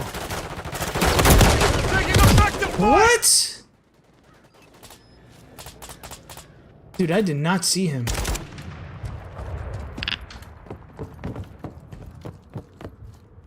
Oh, there. Boom. Reloading.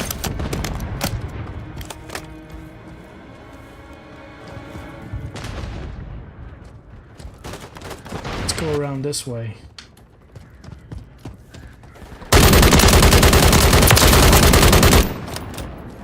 Boom. Murder. Murder.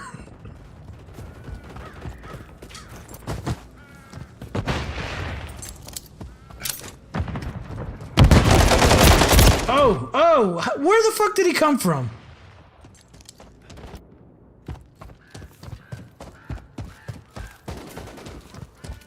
Oh, the guy's way down there.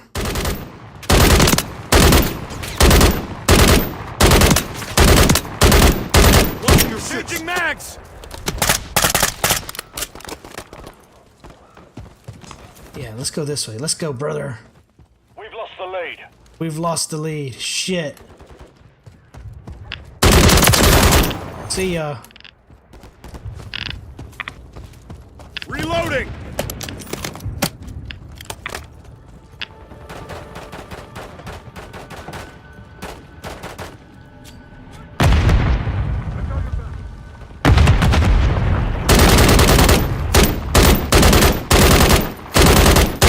I'm reloading! What the fuck?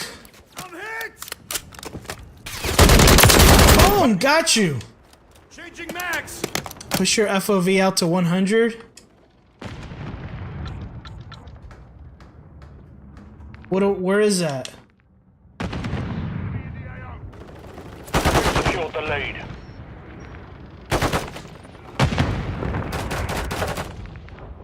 What? How do I do? FOV, okay, 100. I mean, it was already set to 90.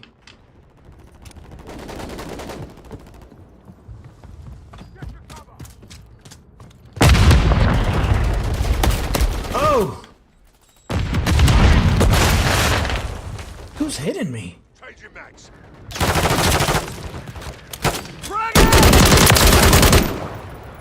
I'm reloading!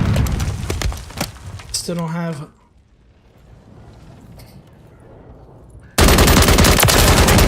Yes! Hostile UAV in the area. 1-1 requesting recon at the changing mags. Throwing grenade.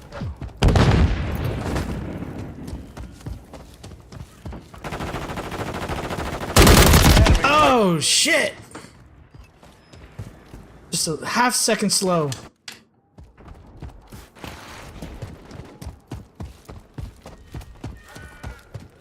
Okay, spawn me on the other side. Oop, there's a guy over there.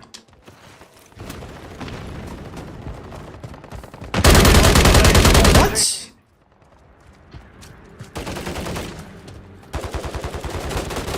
Where was that guy? Oh my gosh.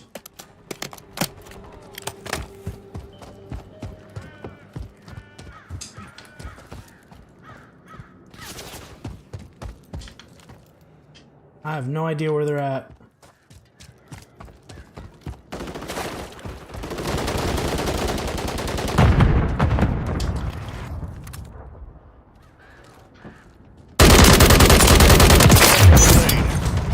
Gotcha, bitch. Oh, they're over there now. Yeah. Let me go to my team. I'm lost. Do I gotta go down here? This guy's just standing still. Move your ass. Oh!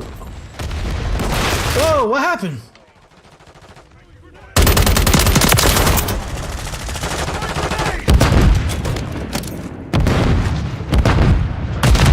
Whoa.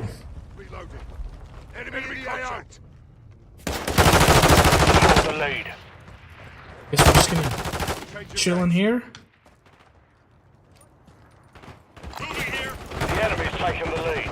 No, damn it. Come on, guys. Gotcha, bitch. Enemy in the area. We have an extra field upgrade here. Watch your fire! Reloading. Whoa.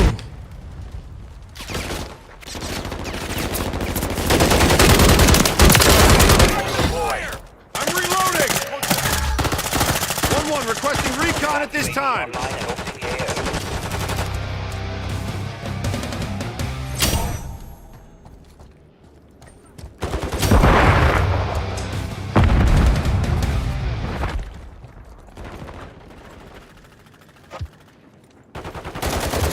There he is. This guy's straight ahead.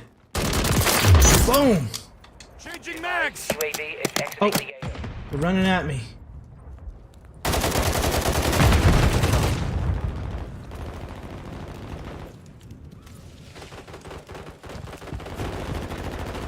Jack shit. Where are they? Oh! Boom! I saw the light there. What do I do? What do I do?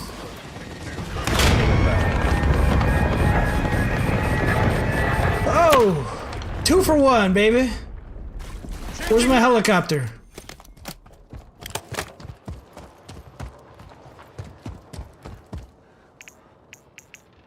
I guess not yet. Oh, there he is! Motherfucker! Yes! Sure, there. And there. Okay. You're cleared hot. Mission complete. Finish. Copy that. Tiger 4 inbound.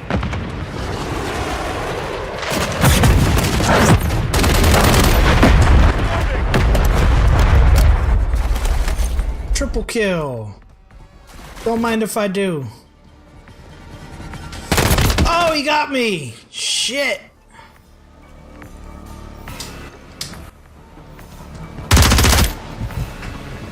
How do I check the score? 19 kills! Look at that. Level 1 online with 19 kills. I don't even know how to play this game. It's just free on Game Pass. You see, you telling me to play off the grid. That game sucks, man. Oh, they're... I can't... Too far. We're winning. 59. 30 seconds. Wow, I don't want to die.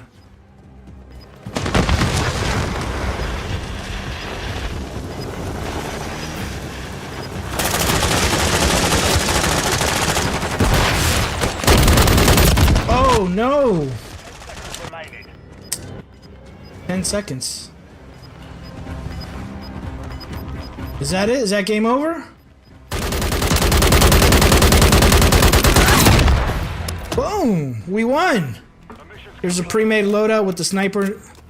19 kills. I don't know how to play this game.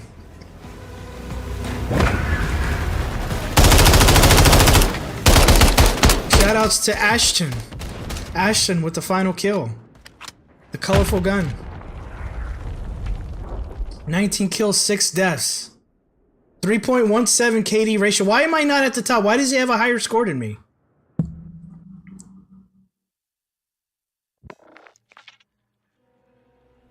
Oh well. Alright, we're done. The best.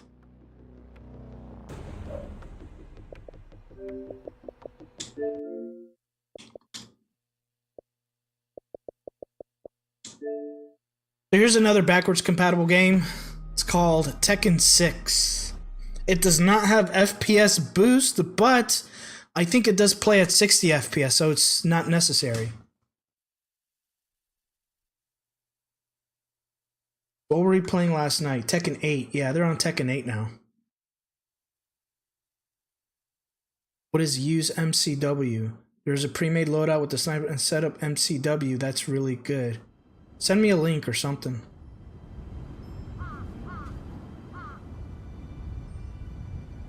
This intro,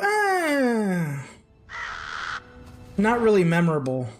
I love the intro to Tekken 8 and Tekken 5.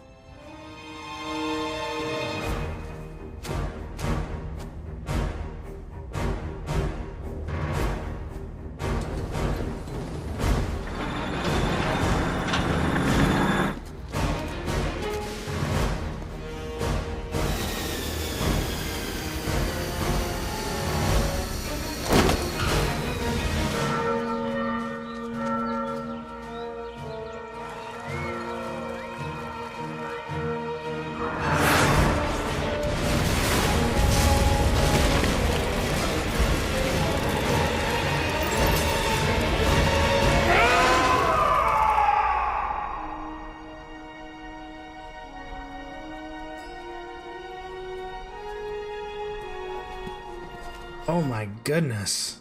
Yes. Whatever you want.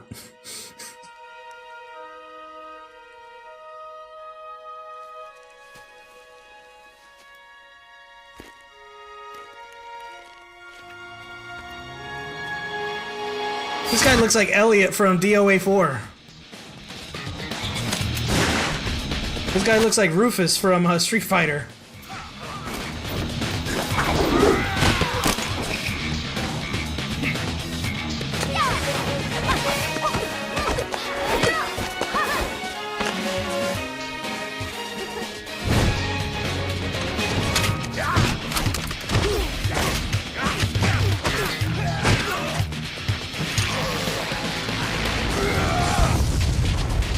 So I think that's Brian and that's Paul.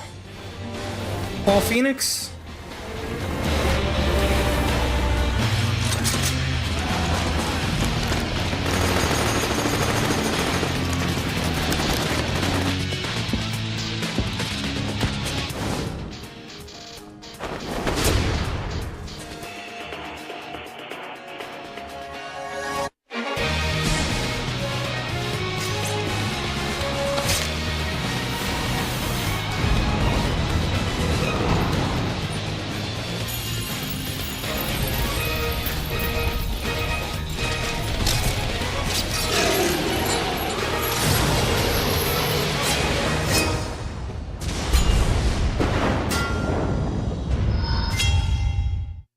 Dude, I remember I pirated this game before it was even released, and we had a get together at the laser tag place. Like, one of my buddies rented a room, and it was really cheap, like $50 to rent the room for like an afternoon.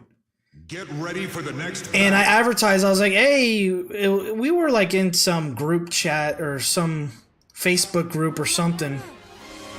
And I advertised, I said, yeah, we're going to have an early copy of Tekken 6 here. Like, word spread. And people from the FGC, local FGC, just came out of nowhere. They're like, yo, I heard you got Tekken 6. I'm like, yep, it's right here.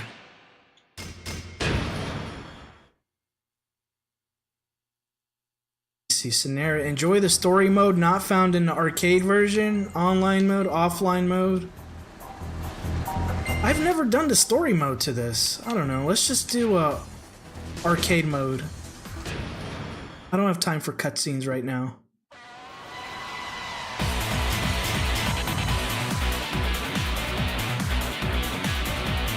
Raven. Get ready for the next battle. What's up, Fwee Flame?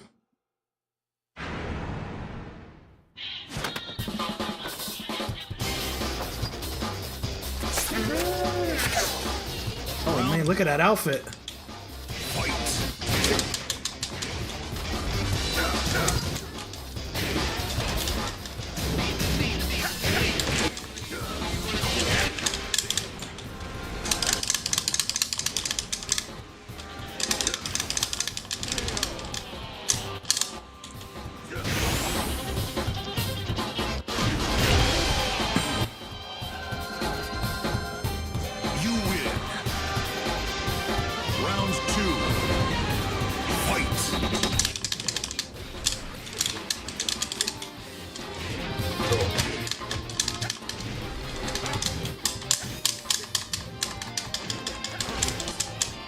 Boom.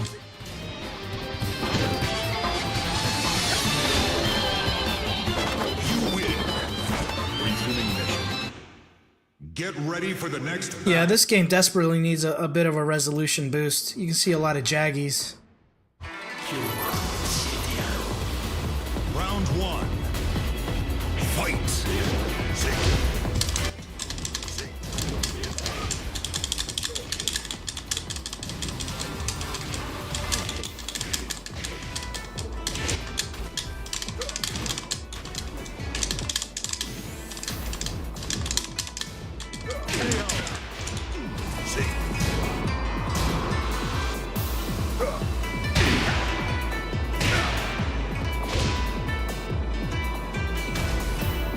You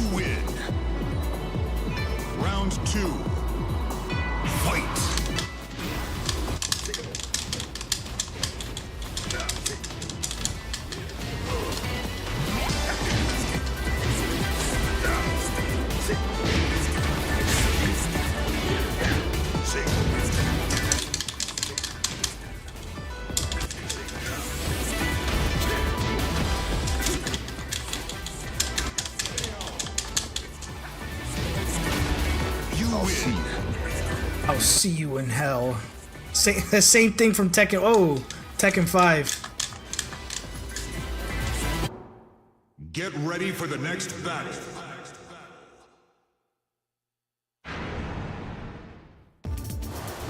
And I think I got this saved to a SSD drive. It's loading up very fast. Or I mean an external drive.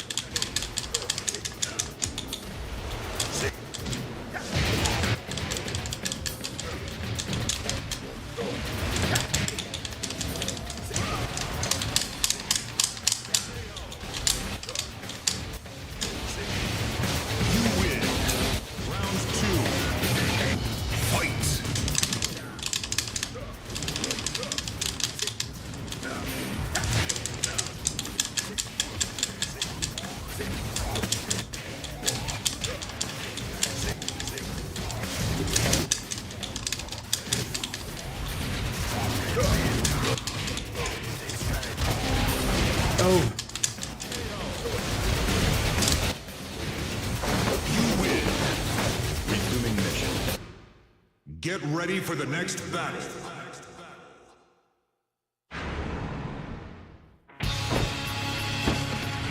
Round one. Fight!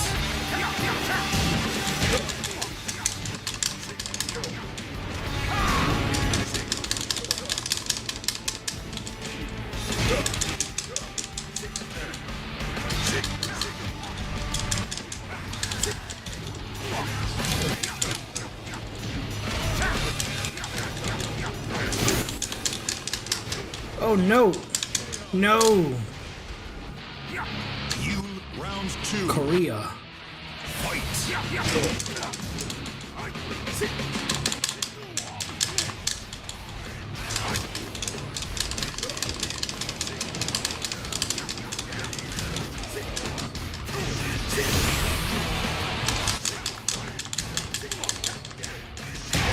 Boom! Boom!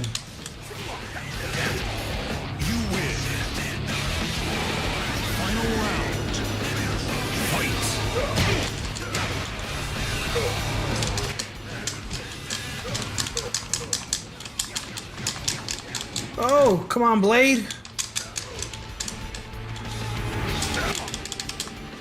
No! You lose. Continue. Continue.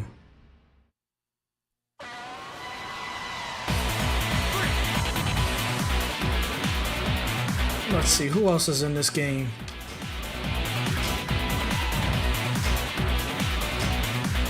Six. A lot of characters. Kuma.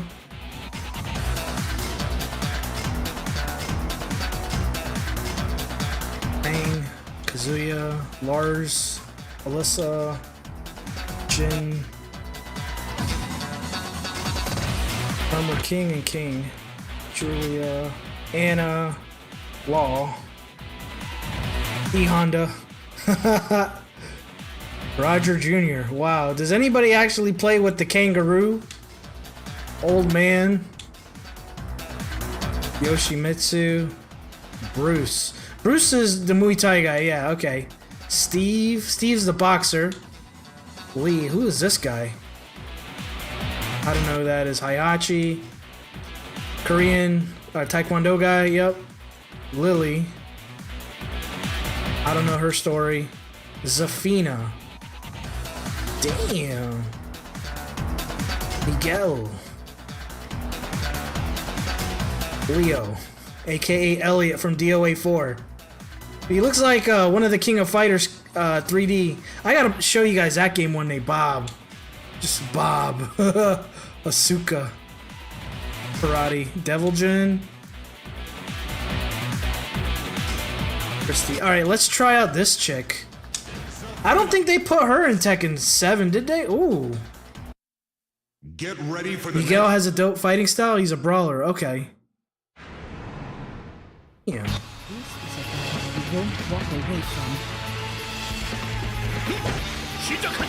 Round one. Fight.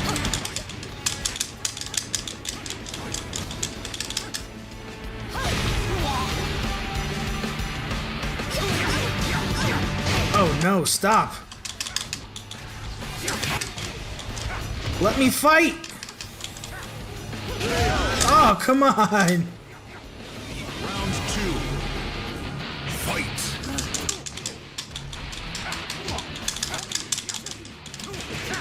Let me fight.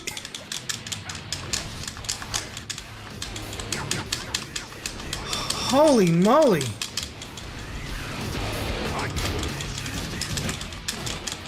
She has like a snake style. Boom.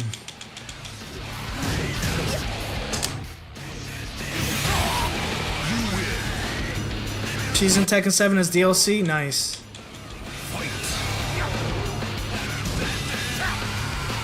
Oh!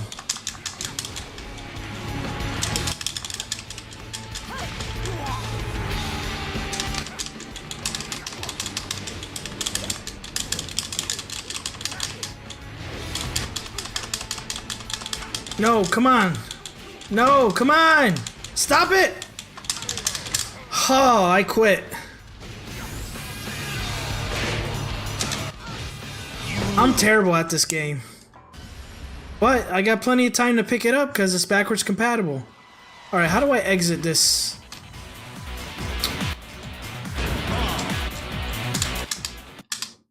Get ready for the next battle. I hope you're ready. Round 1. Fight. Main menu.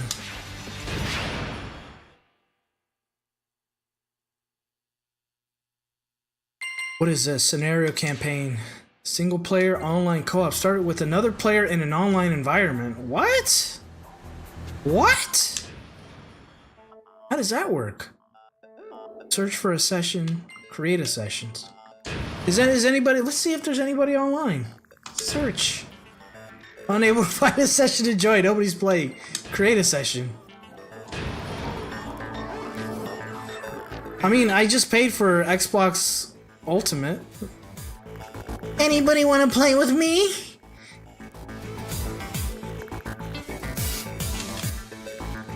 Capcom needs a reboot. Capcom X Tekken or make a sequel. Yeah.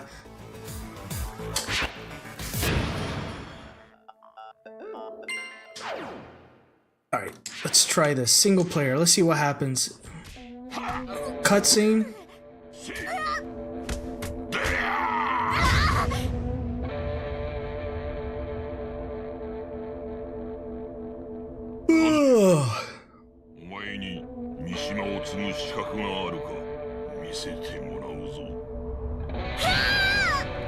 Oh, just threw him off the mountain.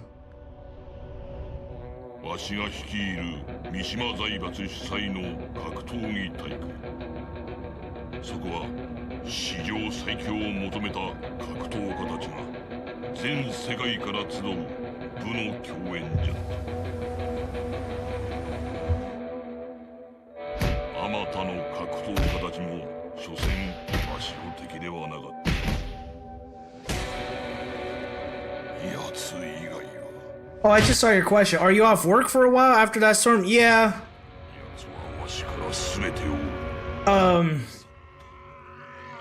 I'm off Wednesdays. So my job opens back up tomorrow. But since I'm off Wednesdays, I get another day off. I don't have to be back till Thursday.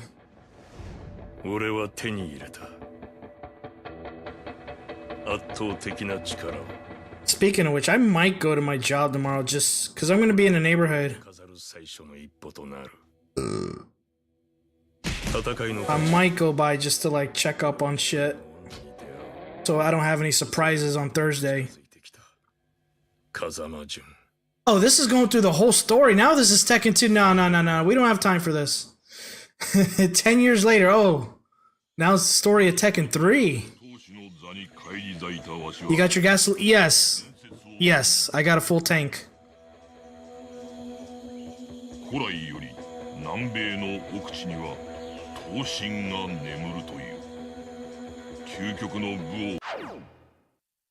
Tekken 4? Did they do Tekken Tag? Well, I guess they skipped Tekken. Oh, wait, Tekken 5.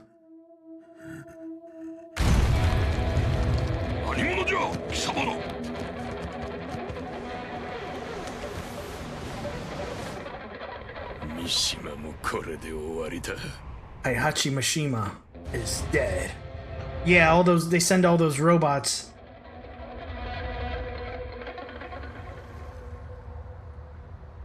Alright, let's skip that. Tekken 6.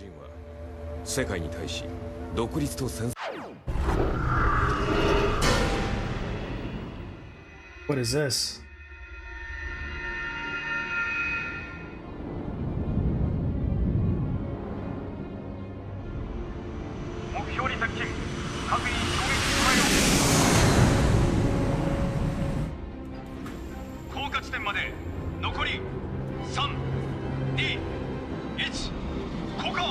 Done. Ni. Ish.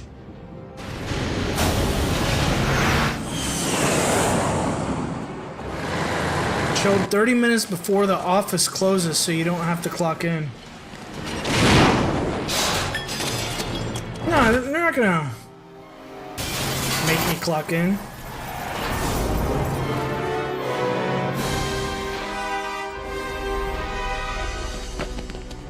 Like, my boss ain't even physically there.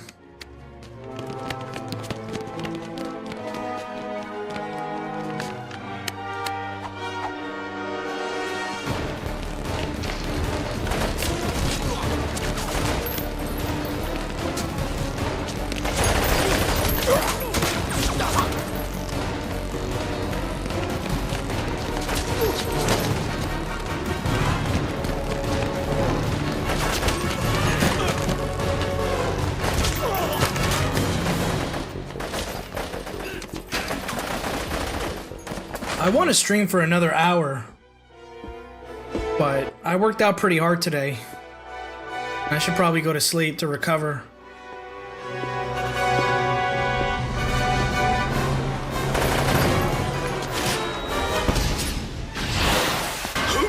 What? He just smacked a rocket.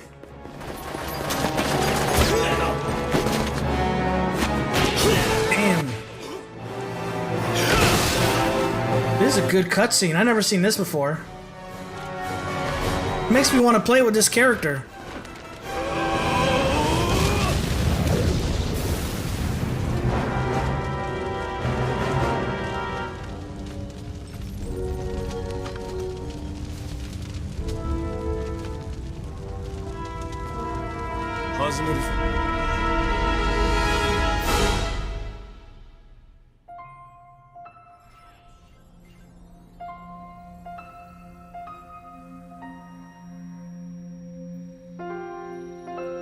This is that one character. She's like a robot.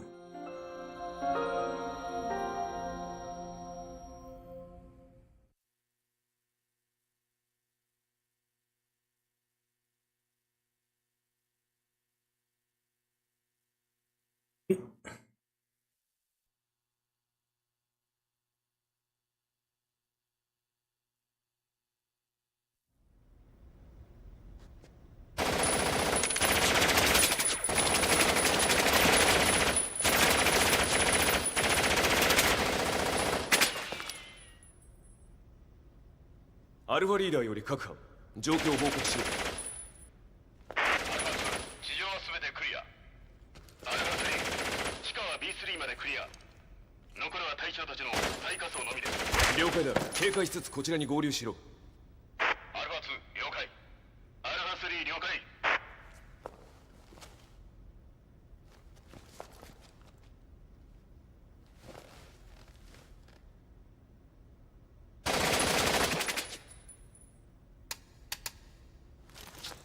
Out of bullets.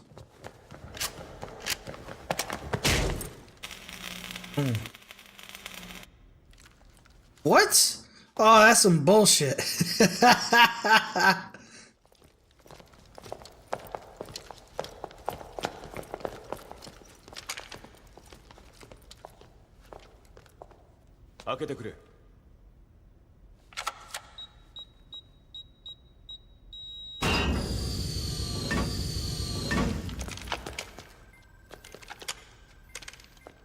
They trying to get that robot chick?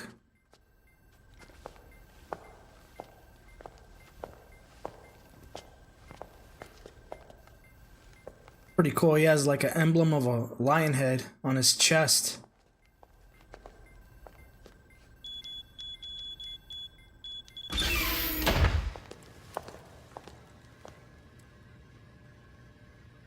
Where's my waifu? Where's my perfect waifu doll? Here she is.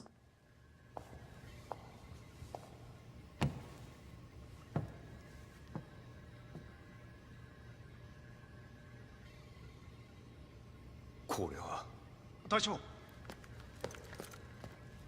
資料にあったボスコノビッチの娘に似ているが。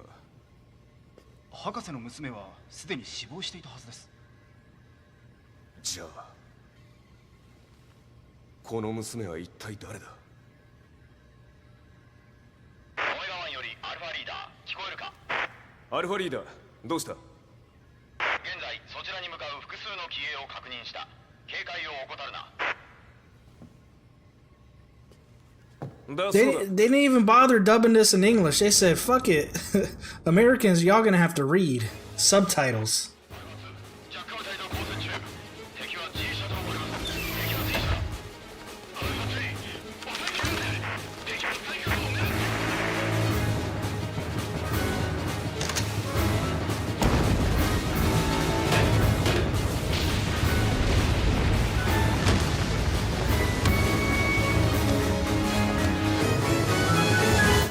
Hello, baby. You miss me?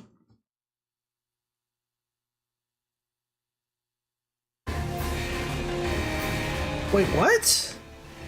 This is interesting. Okay, you can move by or left to enemy.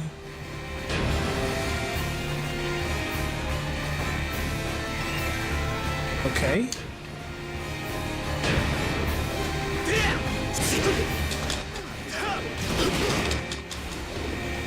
I have never played this before. This is like Tekken Force.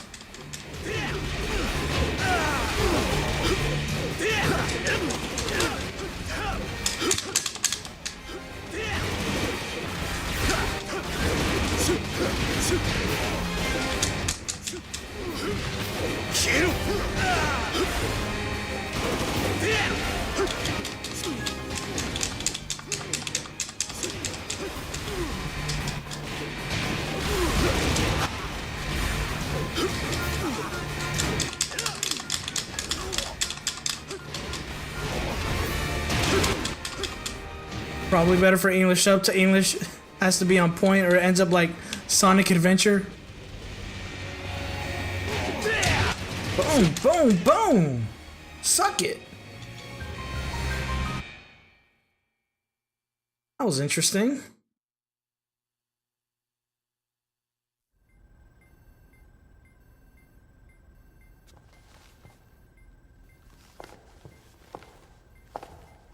Oh man. So I guess the campaign is like a beat 'em up.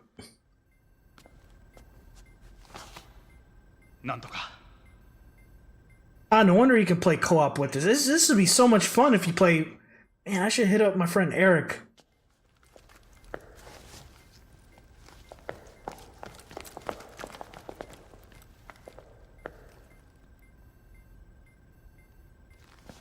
My real life friend Eric, not 8-bit Eric. Think he'd be down.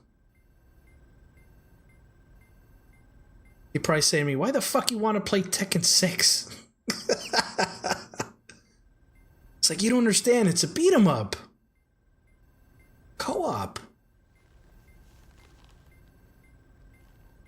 Alright, my patience has run out. Let me hit start, let me skip this.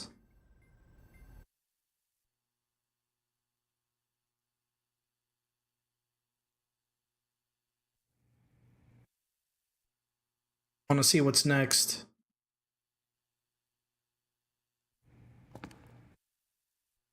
If it's another beat 'em up section. What is this? Wow. You should hurry ahead before the new enemies appear. So we busted her out, I guess.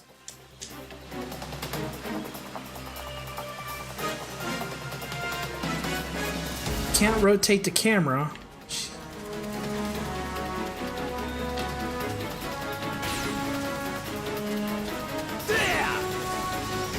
Oh, that's cool.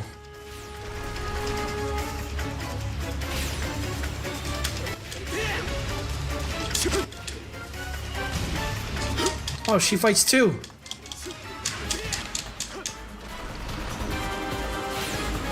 This is so funny.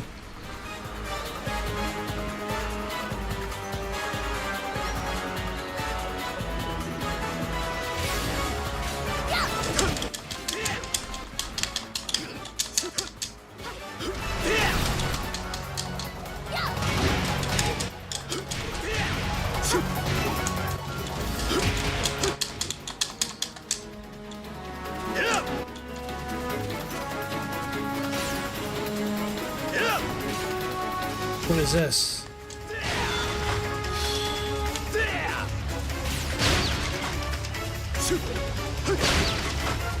Chicks.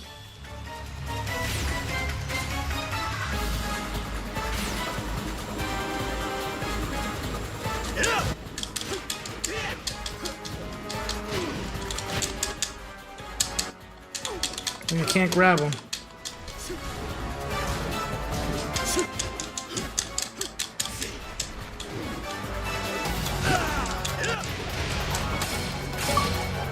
Ooh, achievement. Learning is fun.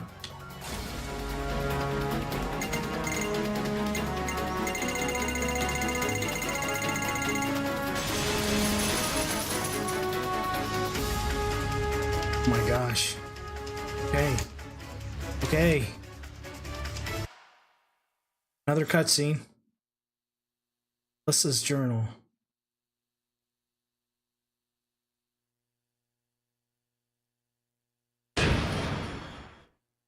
One of the characters can be unlocked. What?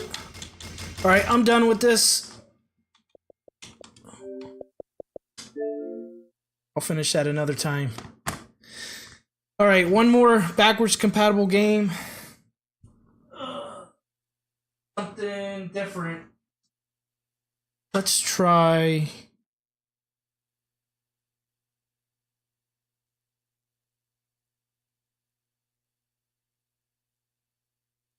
Try a game my brother gave me. We're gonna pop in Fable Anniversary. I want to see how this looks. This is supposed to be Xbox enhanced with FPS boost and resolution boost. I just want to see how this looks.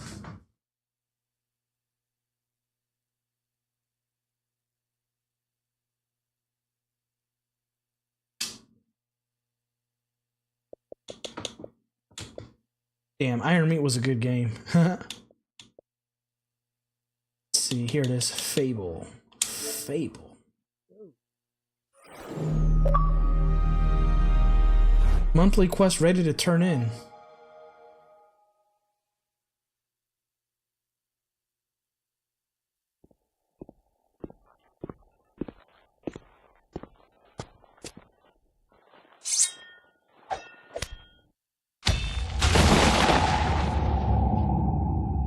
Cool, 1,318 points.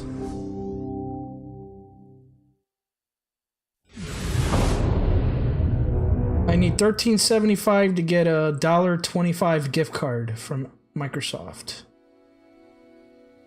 Use the Smart Glass app to interact with Fable like never before. What? Xbox Smart Glass. View the map screen, discover secret locations, compare Fable 1 images. I didn't know. That's pretty cool.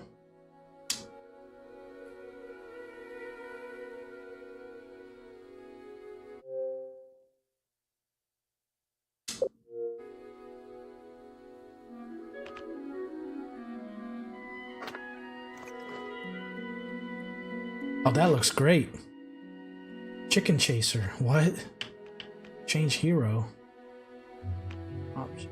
Let's just start the game.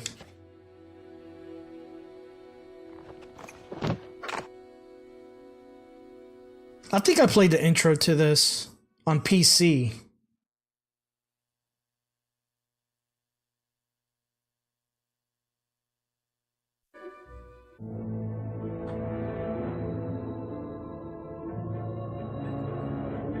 Deep in the forest of Albion lay the small town of Oakvale, unchanged by time and untouched by the sword. Here lived a boy and his family, a boy dreaming of greatness, of one day being a hero. Sometimes he imagined himself as a noble knight or a powerful wizard. And other times he dreamt he'd be an evil warrior. But in all his dreams of greatness, he could not possibly imagine the power of the destiny that lay before him.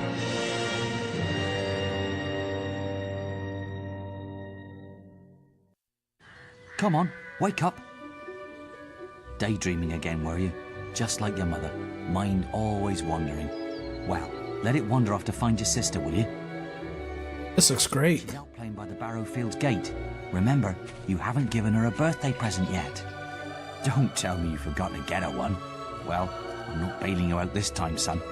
I tell you what, I'll give you a gold piece for each good deed you do around Oakvale. That should be enough to buy her a present. Now, get moving and stay out of trouble.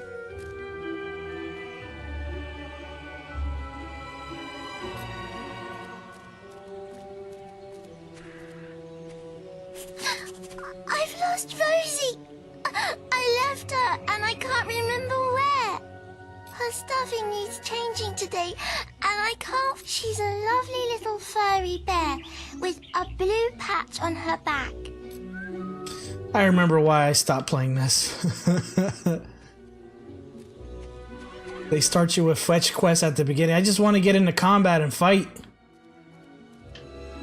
You have to go, I think, behind the house to go get her stuffed animal. What is this? Wi-Fi. Run along. Oh, you catch these people cheating? What if your wife finds us? What if your wife finds us? I left her doing the laundry. I can't stop thinking about you. No, you just... Oh, wait, maybe I can... There goes Brahms, kid. What's this over here?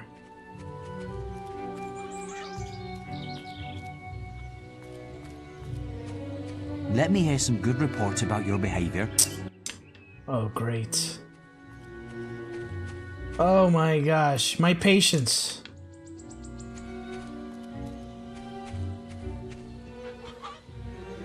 You can't go into there.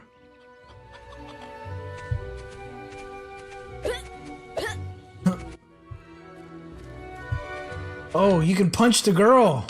I'm not gonna do that. Punch people, that's crazy. Can you punch the chicken? You can't target the chicken.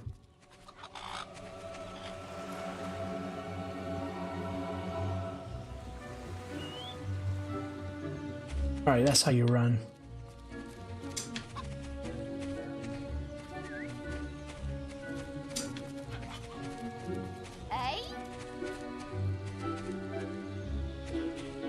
What do I do? Alright. Oops.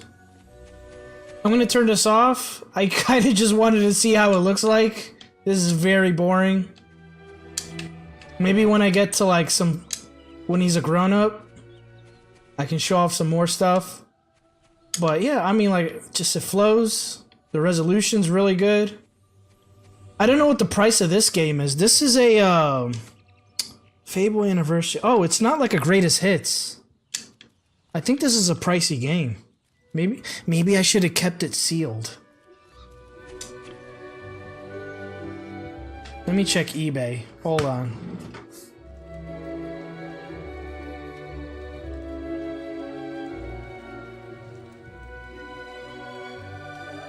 Fable Xbox 360.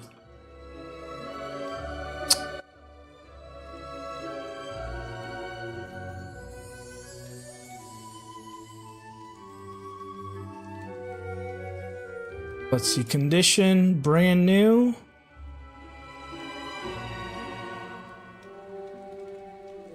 $50. Custom replacement case. Yeah, wow. Lowest price for a buy it now. Factory sealed is $50. It's not too bad. Alright. I'm gonna get out of here.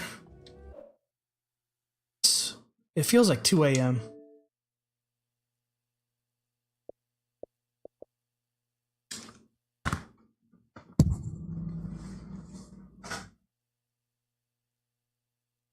I got a bunch of other games I wanted to check out. I got Condemned, Criminal Origins, Lost Planet 2, Far Cry 3. What else? King of Fighters 13. Let me just pop in this one really quick.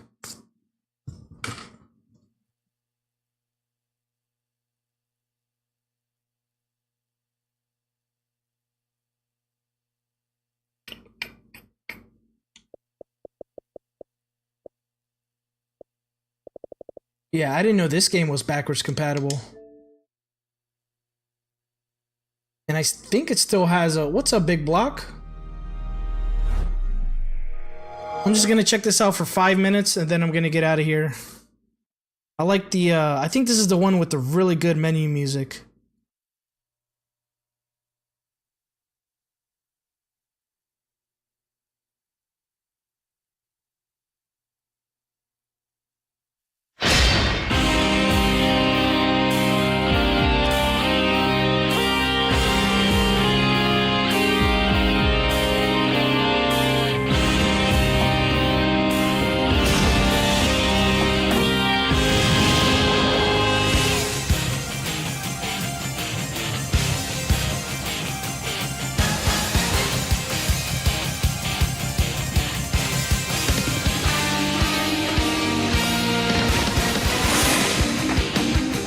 SNK got bought out by a Saudi company? That's crazy.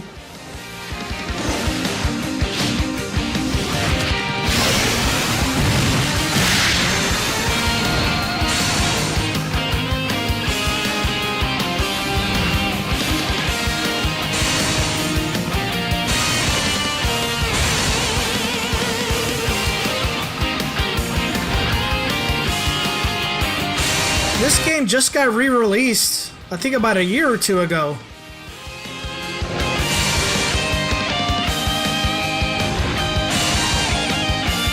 But I think they fixed the net play. Let me look it up.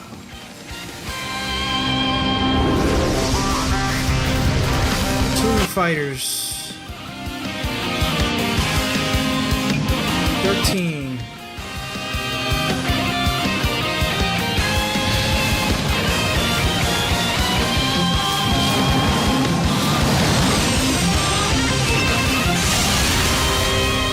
The King of Fighters 13.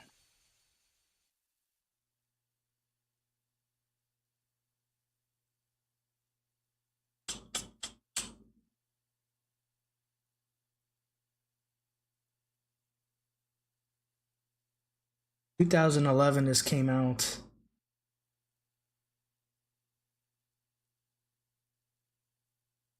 New arcade version of the game, King of Fighters 13 Climax, was announced.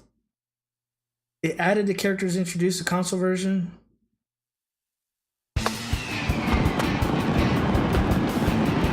Global Match, that's what it's called. A version of the game King of Fighters Global Match. For PS4, Nintendo Switch with rollback netcode.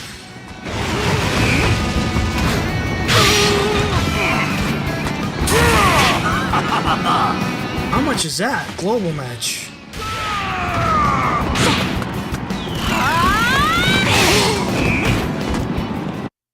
How much do they want for this? $19.99? $19.99, not bad. Digital copy, how much for a physical copy? Is there even a physical? Here's the Switch version, hold on. Let me check Amazon. $39.99 for the Switch version. No listings for the y'all buying options. $70 from a third party?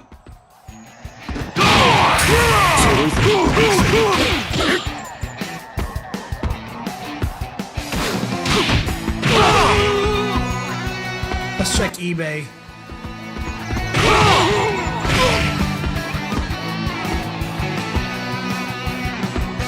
$42 from Japan.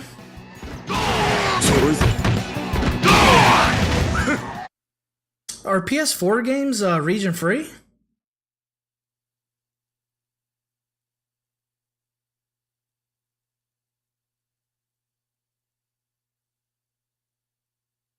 $41 Japanese version.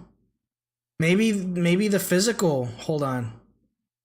King of Fighters English Asia PS4 $50. Wow. Maybe it was only released physically in Japan. $35. Interesting. I got the Steam version of this for like $1 from like Humble Bundle back in the day. King 97 global match, $249 on what? Xbox? OF.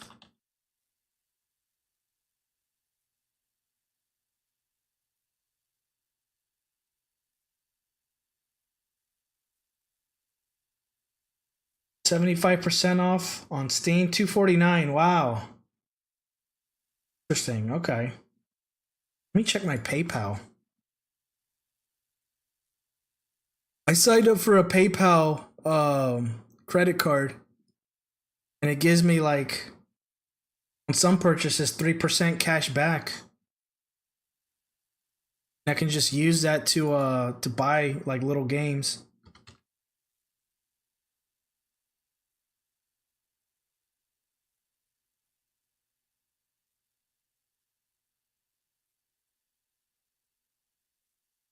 PlayStation. KOF 97. KOF 97 global match is $374 on PSN.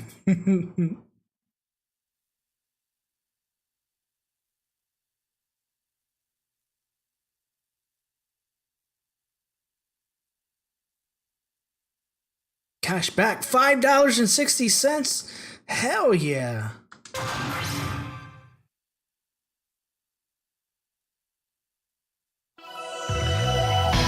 This is my jam right here.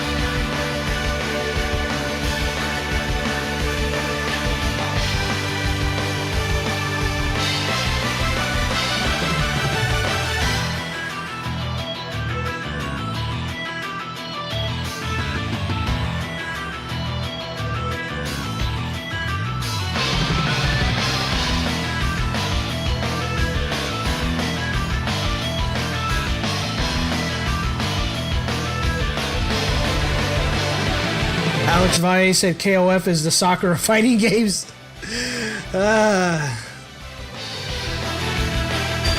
What's the difference? Play arcade mode or unravel the story? Let me just go to practice mode really quick.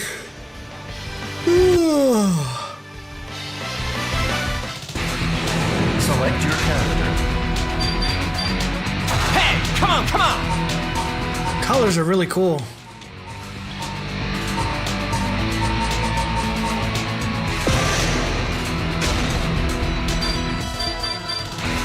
Who's his teammates? Is it Joe? Yeah. No, wait. Hold on. Oh, it only lets me pick. Oh, yeah. Let's beat her up. Or let's maybe beat her up. No. Let's beat her up. I don't want to look at her fucking disgusting boobs. It's sickening. I don't want to look at her fucking disgusting boobs. It's sickening.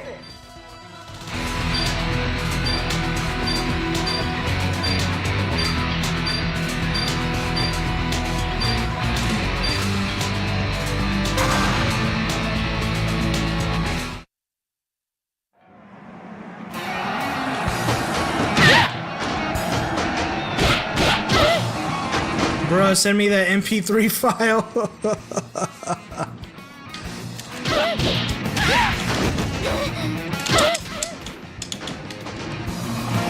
I need a new alarm. Hold on. So that move is a flash kick, but with a punch.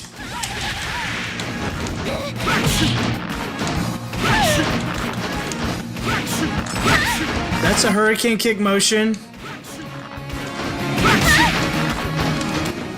Fireball motion.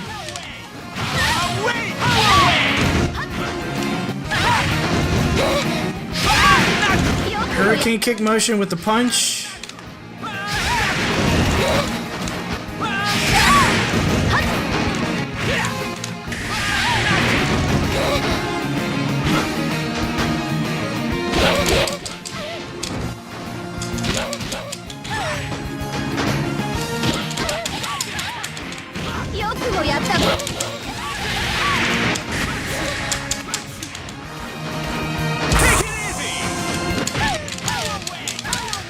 Yeah, I don't know how to play this game. But yeah, great looking game. Backwards compatible. Runs at 60 FPS. This one doesn't need FPS boost. So that's good. Really great game.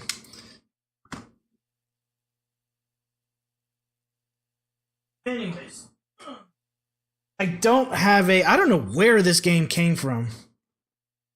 But I got it. I don't know, bro. Some of these games, well, this one doesn't have a case. I don't have a case for this. Let me look at the condition. It's clean. No, it's a little scuffed up. I don't know who gave me this game. I don't know where. I can't remember where it came from. I remember one day, I think I was helping my friend move. Yeah. And he had a case of games. He was like, here you go. You can have all these games. Anyways. You need a new alarm. I don't even want to look at her fucking disgusting boobs. It's sickening. Hey, water boy! You're fired! Here, man, what you can do is just, I'm gonna shut up, right? You can just clip it. Just clip the, you know. I don't even want to look at her fucking disgusting boobs. It's sickening. There you go. Hey, water boy! You're fired! All right, thanks for hanging out, guys. I gotta go to sleep. I'm tired. Xbox Series X. Just to recap, we went over some backwards compatible games. Darksiders has FPS boost and enhancement. But one day we'll check out the definitive edition. See if the jump to PS4 Pro is really worth it or not. A game I've been chipping away at for a little bit now, because this is on Game Pass. I've been playing this about every day, just about like 15-20 minutes. Like, I got this on easy mode. Ooh, I got another achievement.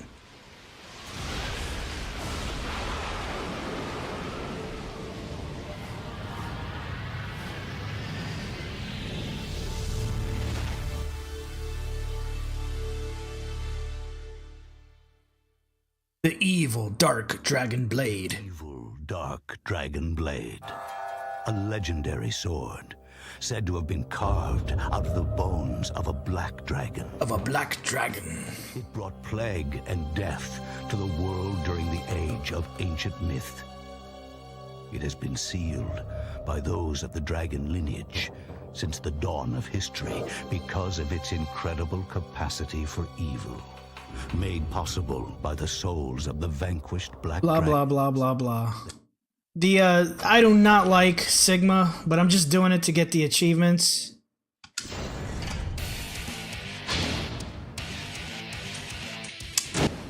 I'm at this dreadful level. It's like underwater level.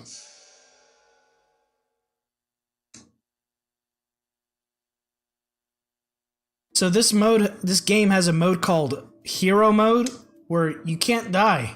It's pretty crazy. Where do I go?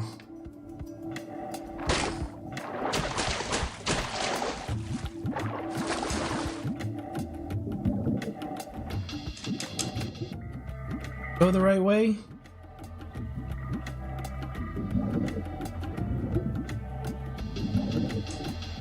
Okay, come out of here. Okay. I think I gotta go the other way.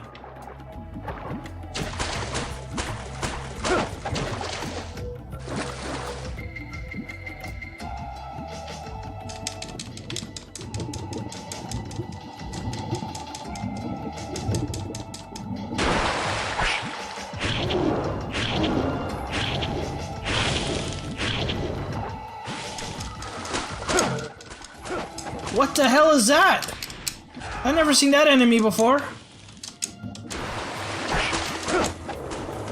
Like a merman.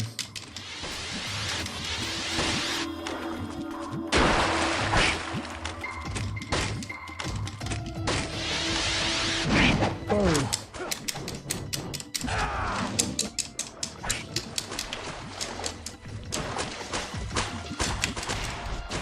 Ha ha ha! Kick the merman. Oh.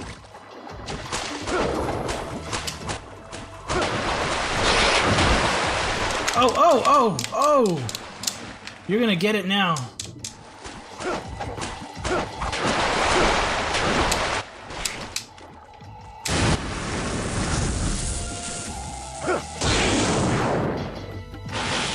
Gotcha.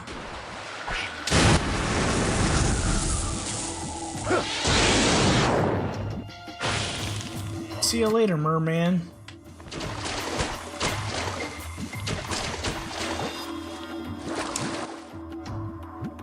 The little scarab down here. Boom.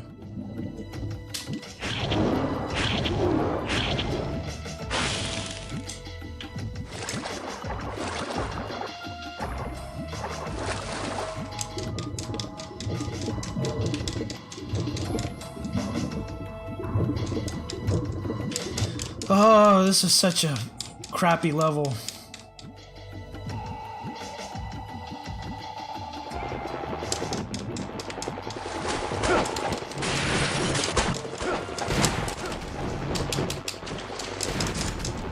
What?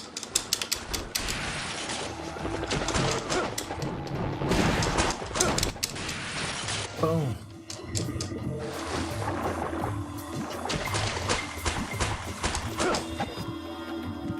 Where's the switch? Oh, here it is.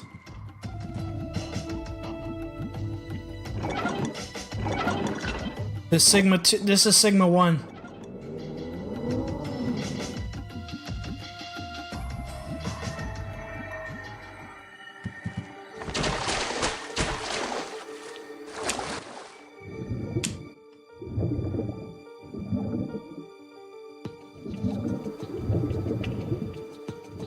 Ah, there it is. It is not possible to breathe underwater indefinitely. Boom. And there's something else in here. I think another scarab.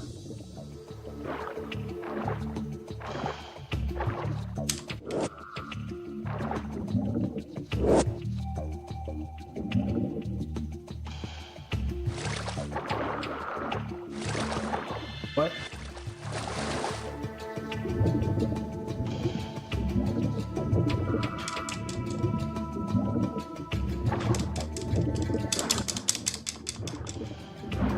Yeah, we're about to wrap up this stream as soon as I get to the next save point. Did I get everything that's down here?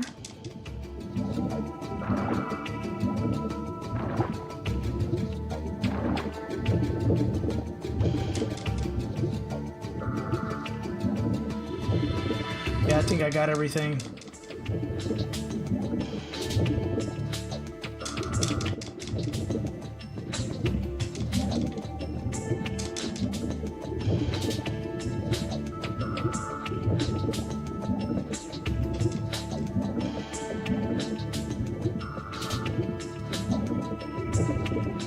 No, other way.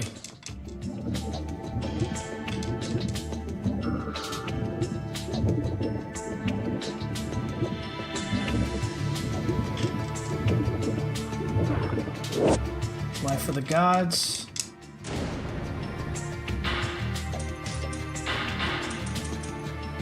3 of them. Oh.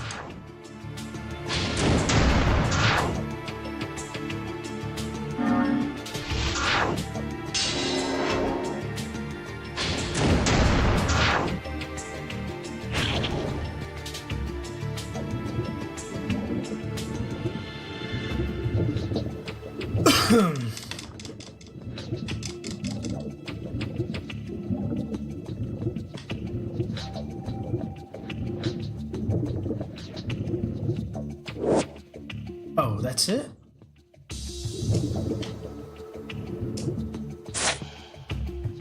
And where do I go? Oh, I gotta go back that way. God, I hate this level.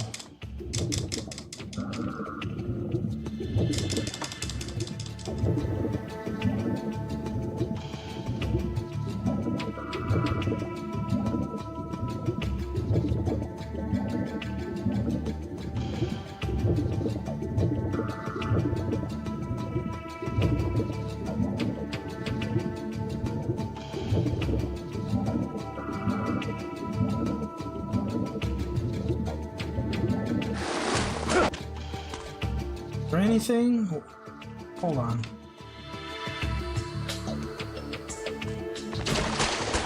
Oh, I didn't notice that door. What is this? Yes.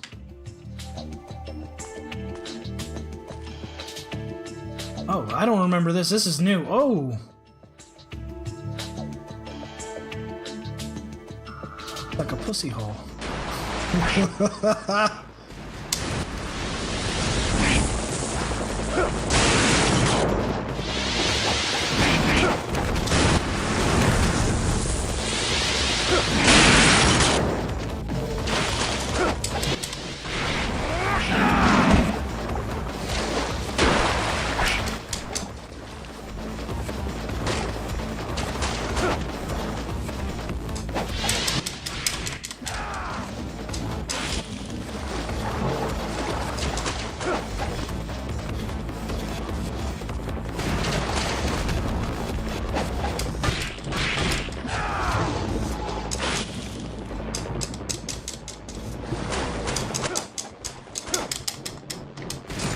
No, damn it.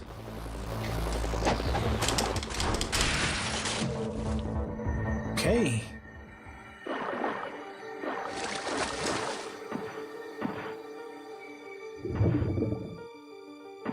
Never been down here. Let's see what's down here.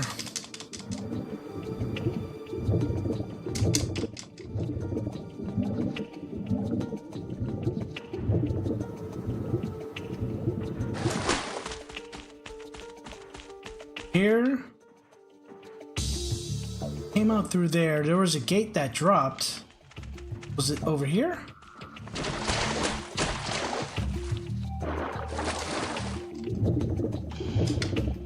Okay. Yeah, down here.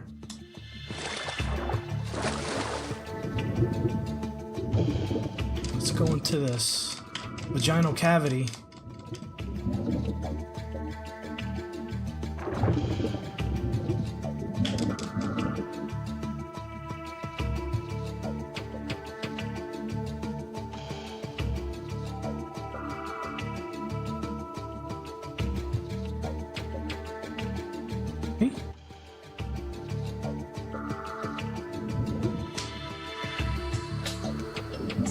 Is there any scarabs down here?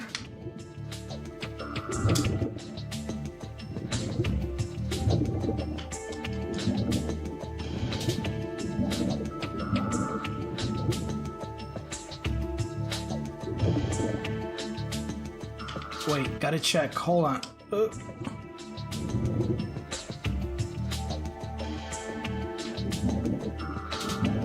Damn it, camera. Anything? Nope. Alright.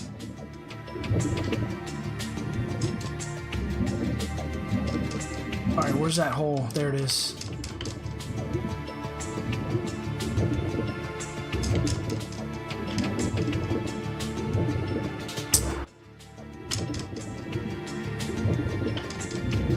There we go.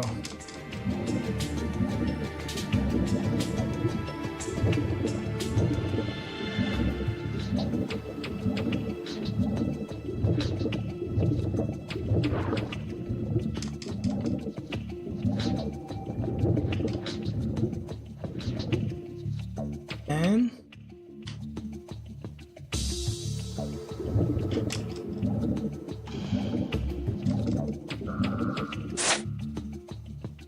come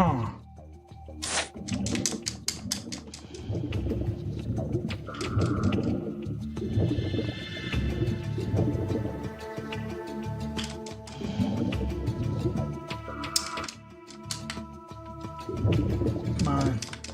Go, go, go. Right over there.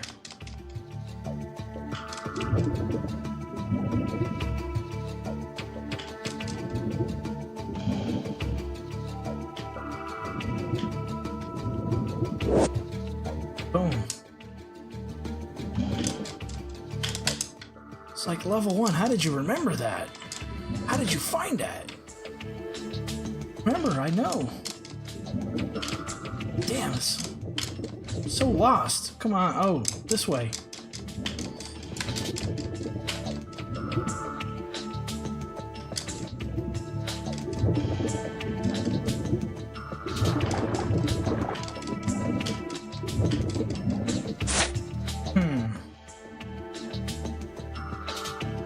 The heck?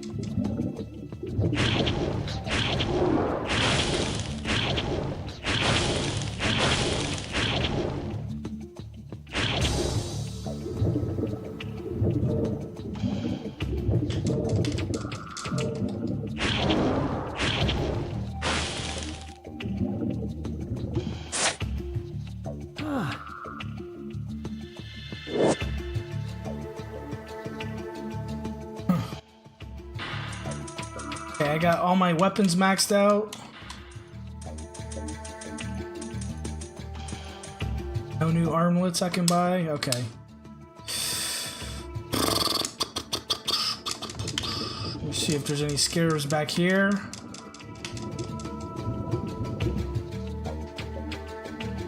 I think there might be a scarab on top? No?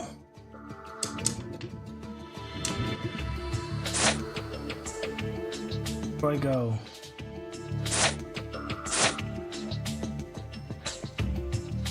Straight and to the left.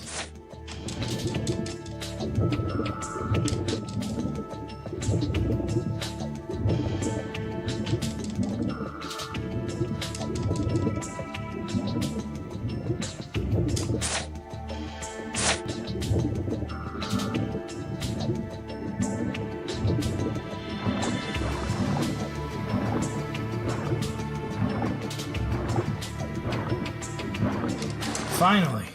Holy moly.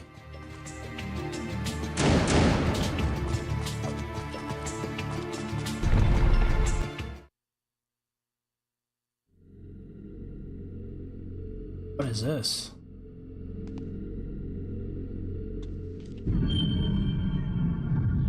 Oh, this part. Fuck this.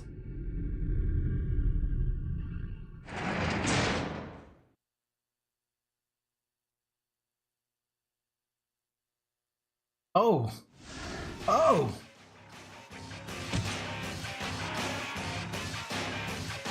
Look at them titties. Look at them titties. Ah, the failed protector of the Dark Dragon. This guy's a little cheater. Must I take your life yet again?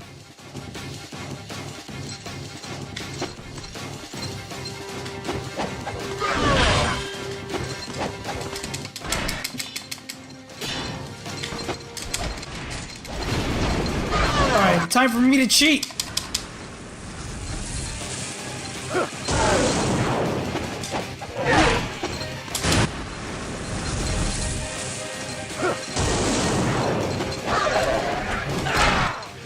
Oh, look at that damage!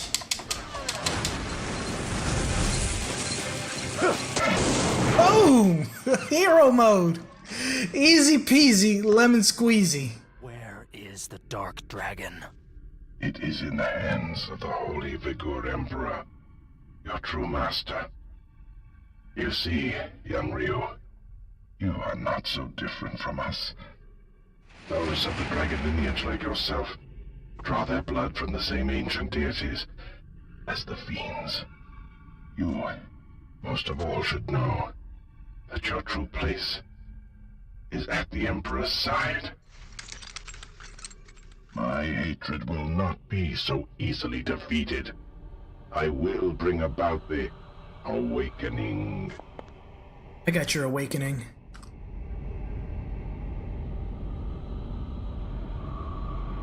Pitiful woman.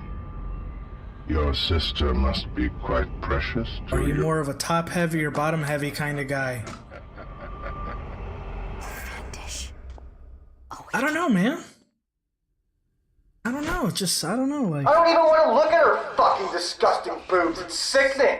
I don't even want to look at her disgusting boobs. Sickening.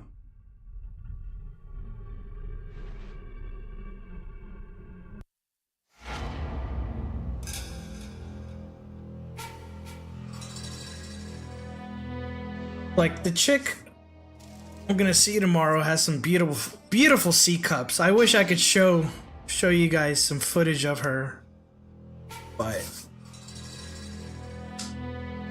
unfortunately I can't.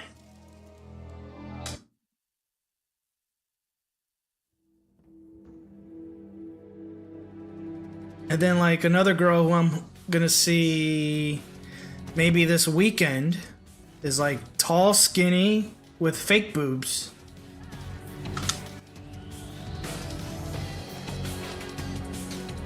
So I just, oh, a Rachel level. Okay. I guess they cut out that whole section where you, or maybe not. I don't know.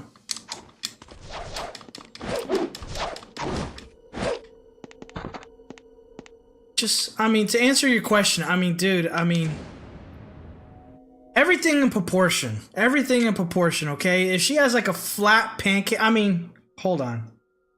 I did bang a chick with a flat pancake ass a couple weeks ago. It was a good time. I didn't hit it doggy style, you know?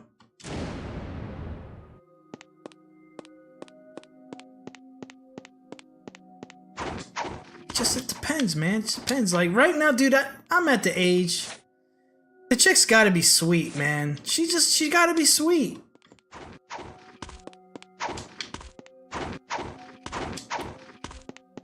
She can't be like obese. Like no obesity. Ooh, okay.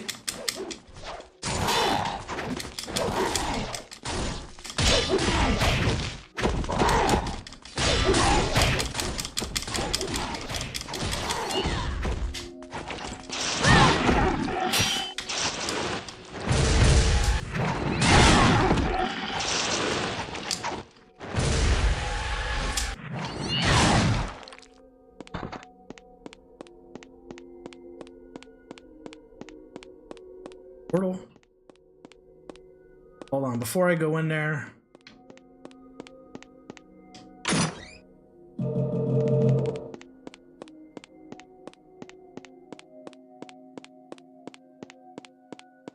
She can't wall hop. Yeah, she can't wall jump like Ryu. She's got those big titties in a way. Let's see what's in here. She can't go up there.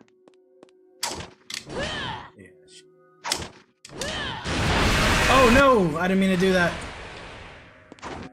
Just wasted an impo.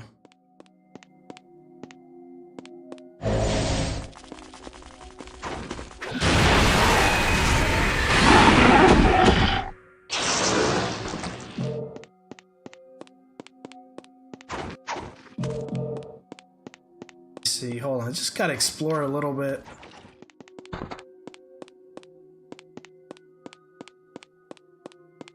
I hope those guys don't respawn. Here. Okay, so I do have to take the portal.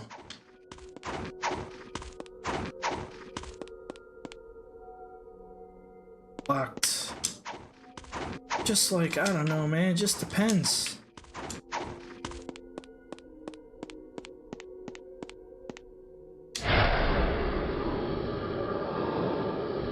You know, I did meet one chick. I've known her for a couple years. She got heavy recently. She's trying to lose the weight. But like, I don't know, I still see the skinny girl. She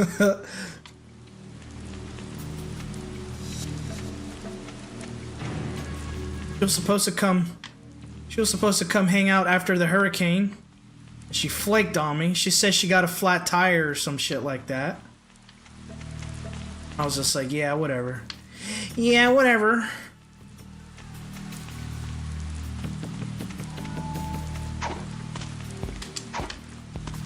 It's all good. So you got backup plans, I got backup plans.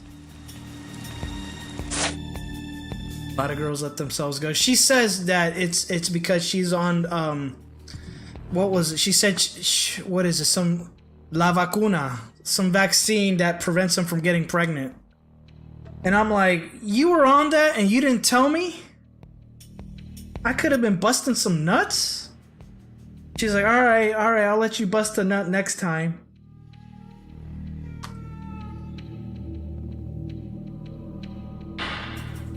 Earrings of potency. Can't upgrade that. All right, I'm tired. Let me save. Hold on, but I want to know what's next. Because I've never played this before. Is there a boss here? Oh!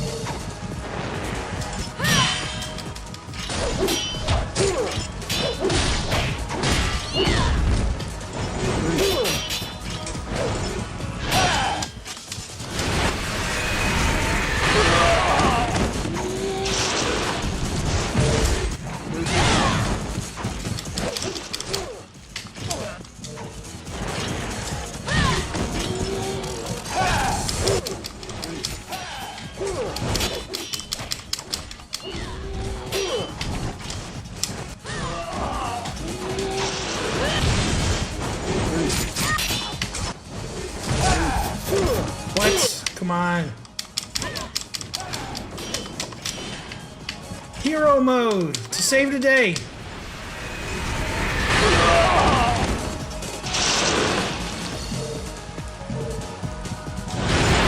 Oh yeah, you can spam unlimited Nimpo.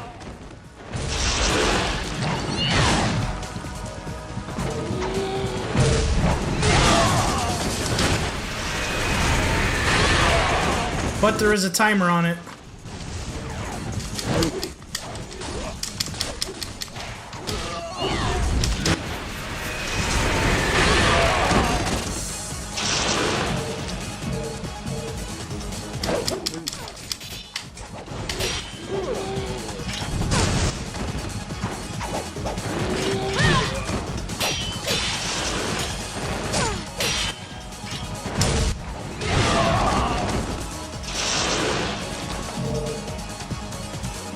Wow, this keeps going. This must be a one of those challenges.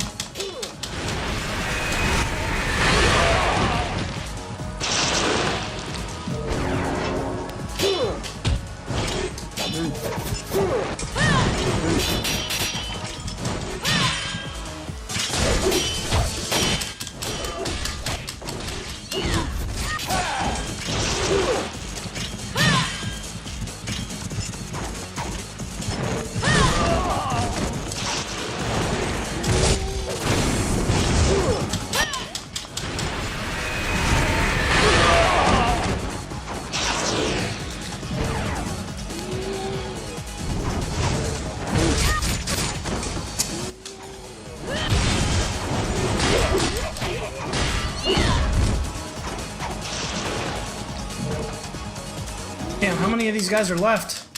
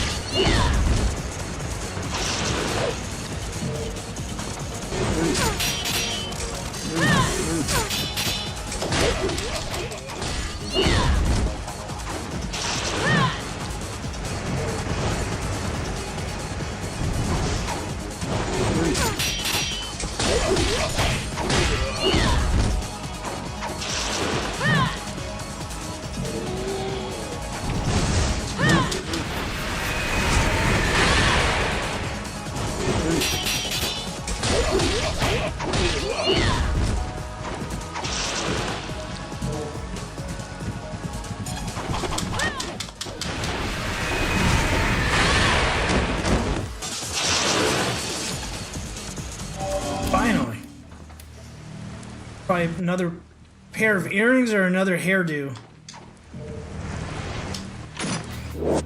Huh. Shoulder length blonde. Strange game. Hairstyles.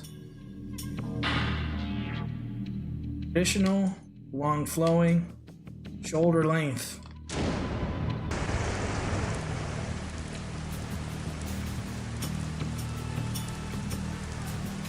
All of that for a wig.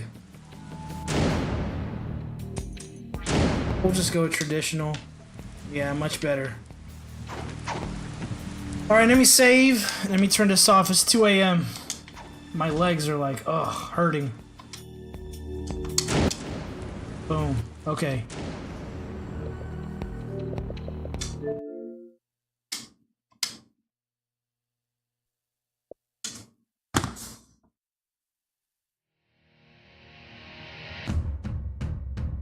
Illuminati.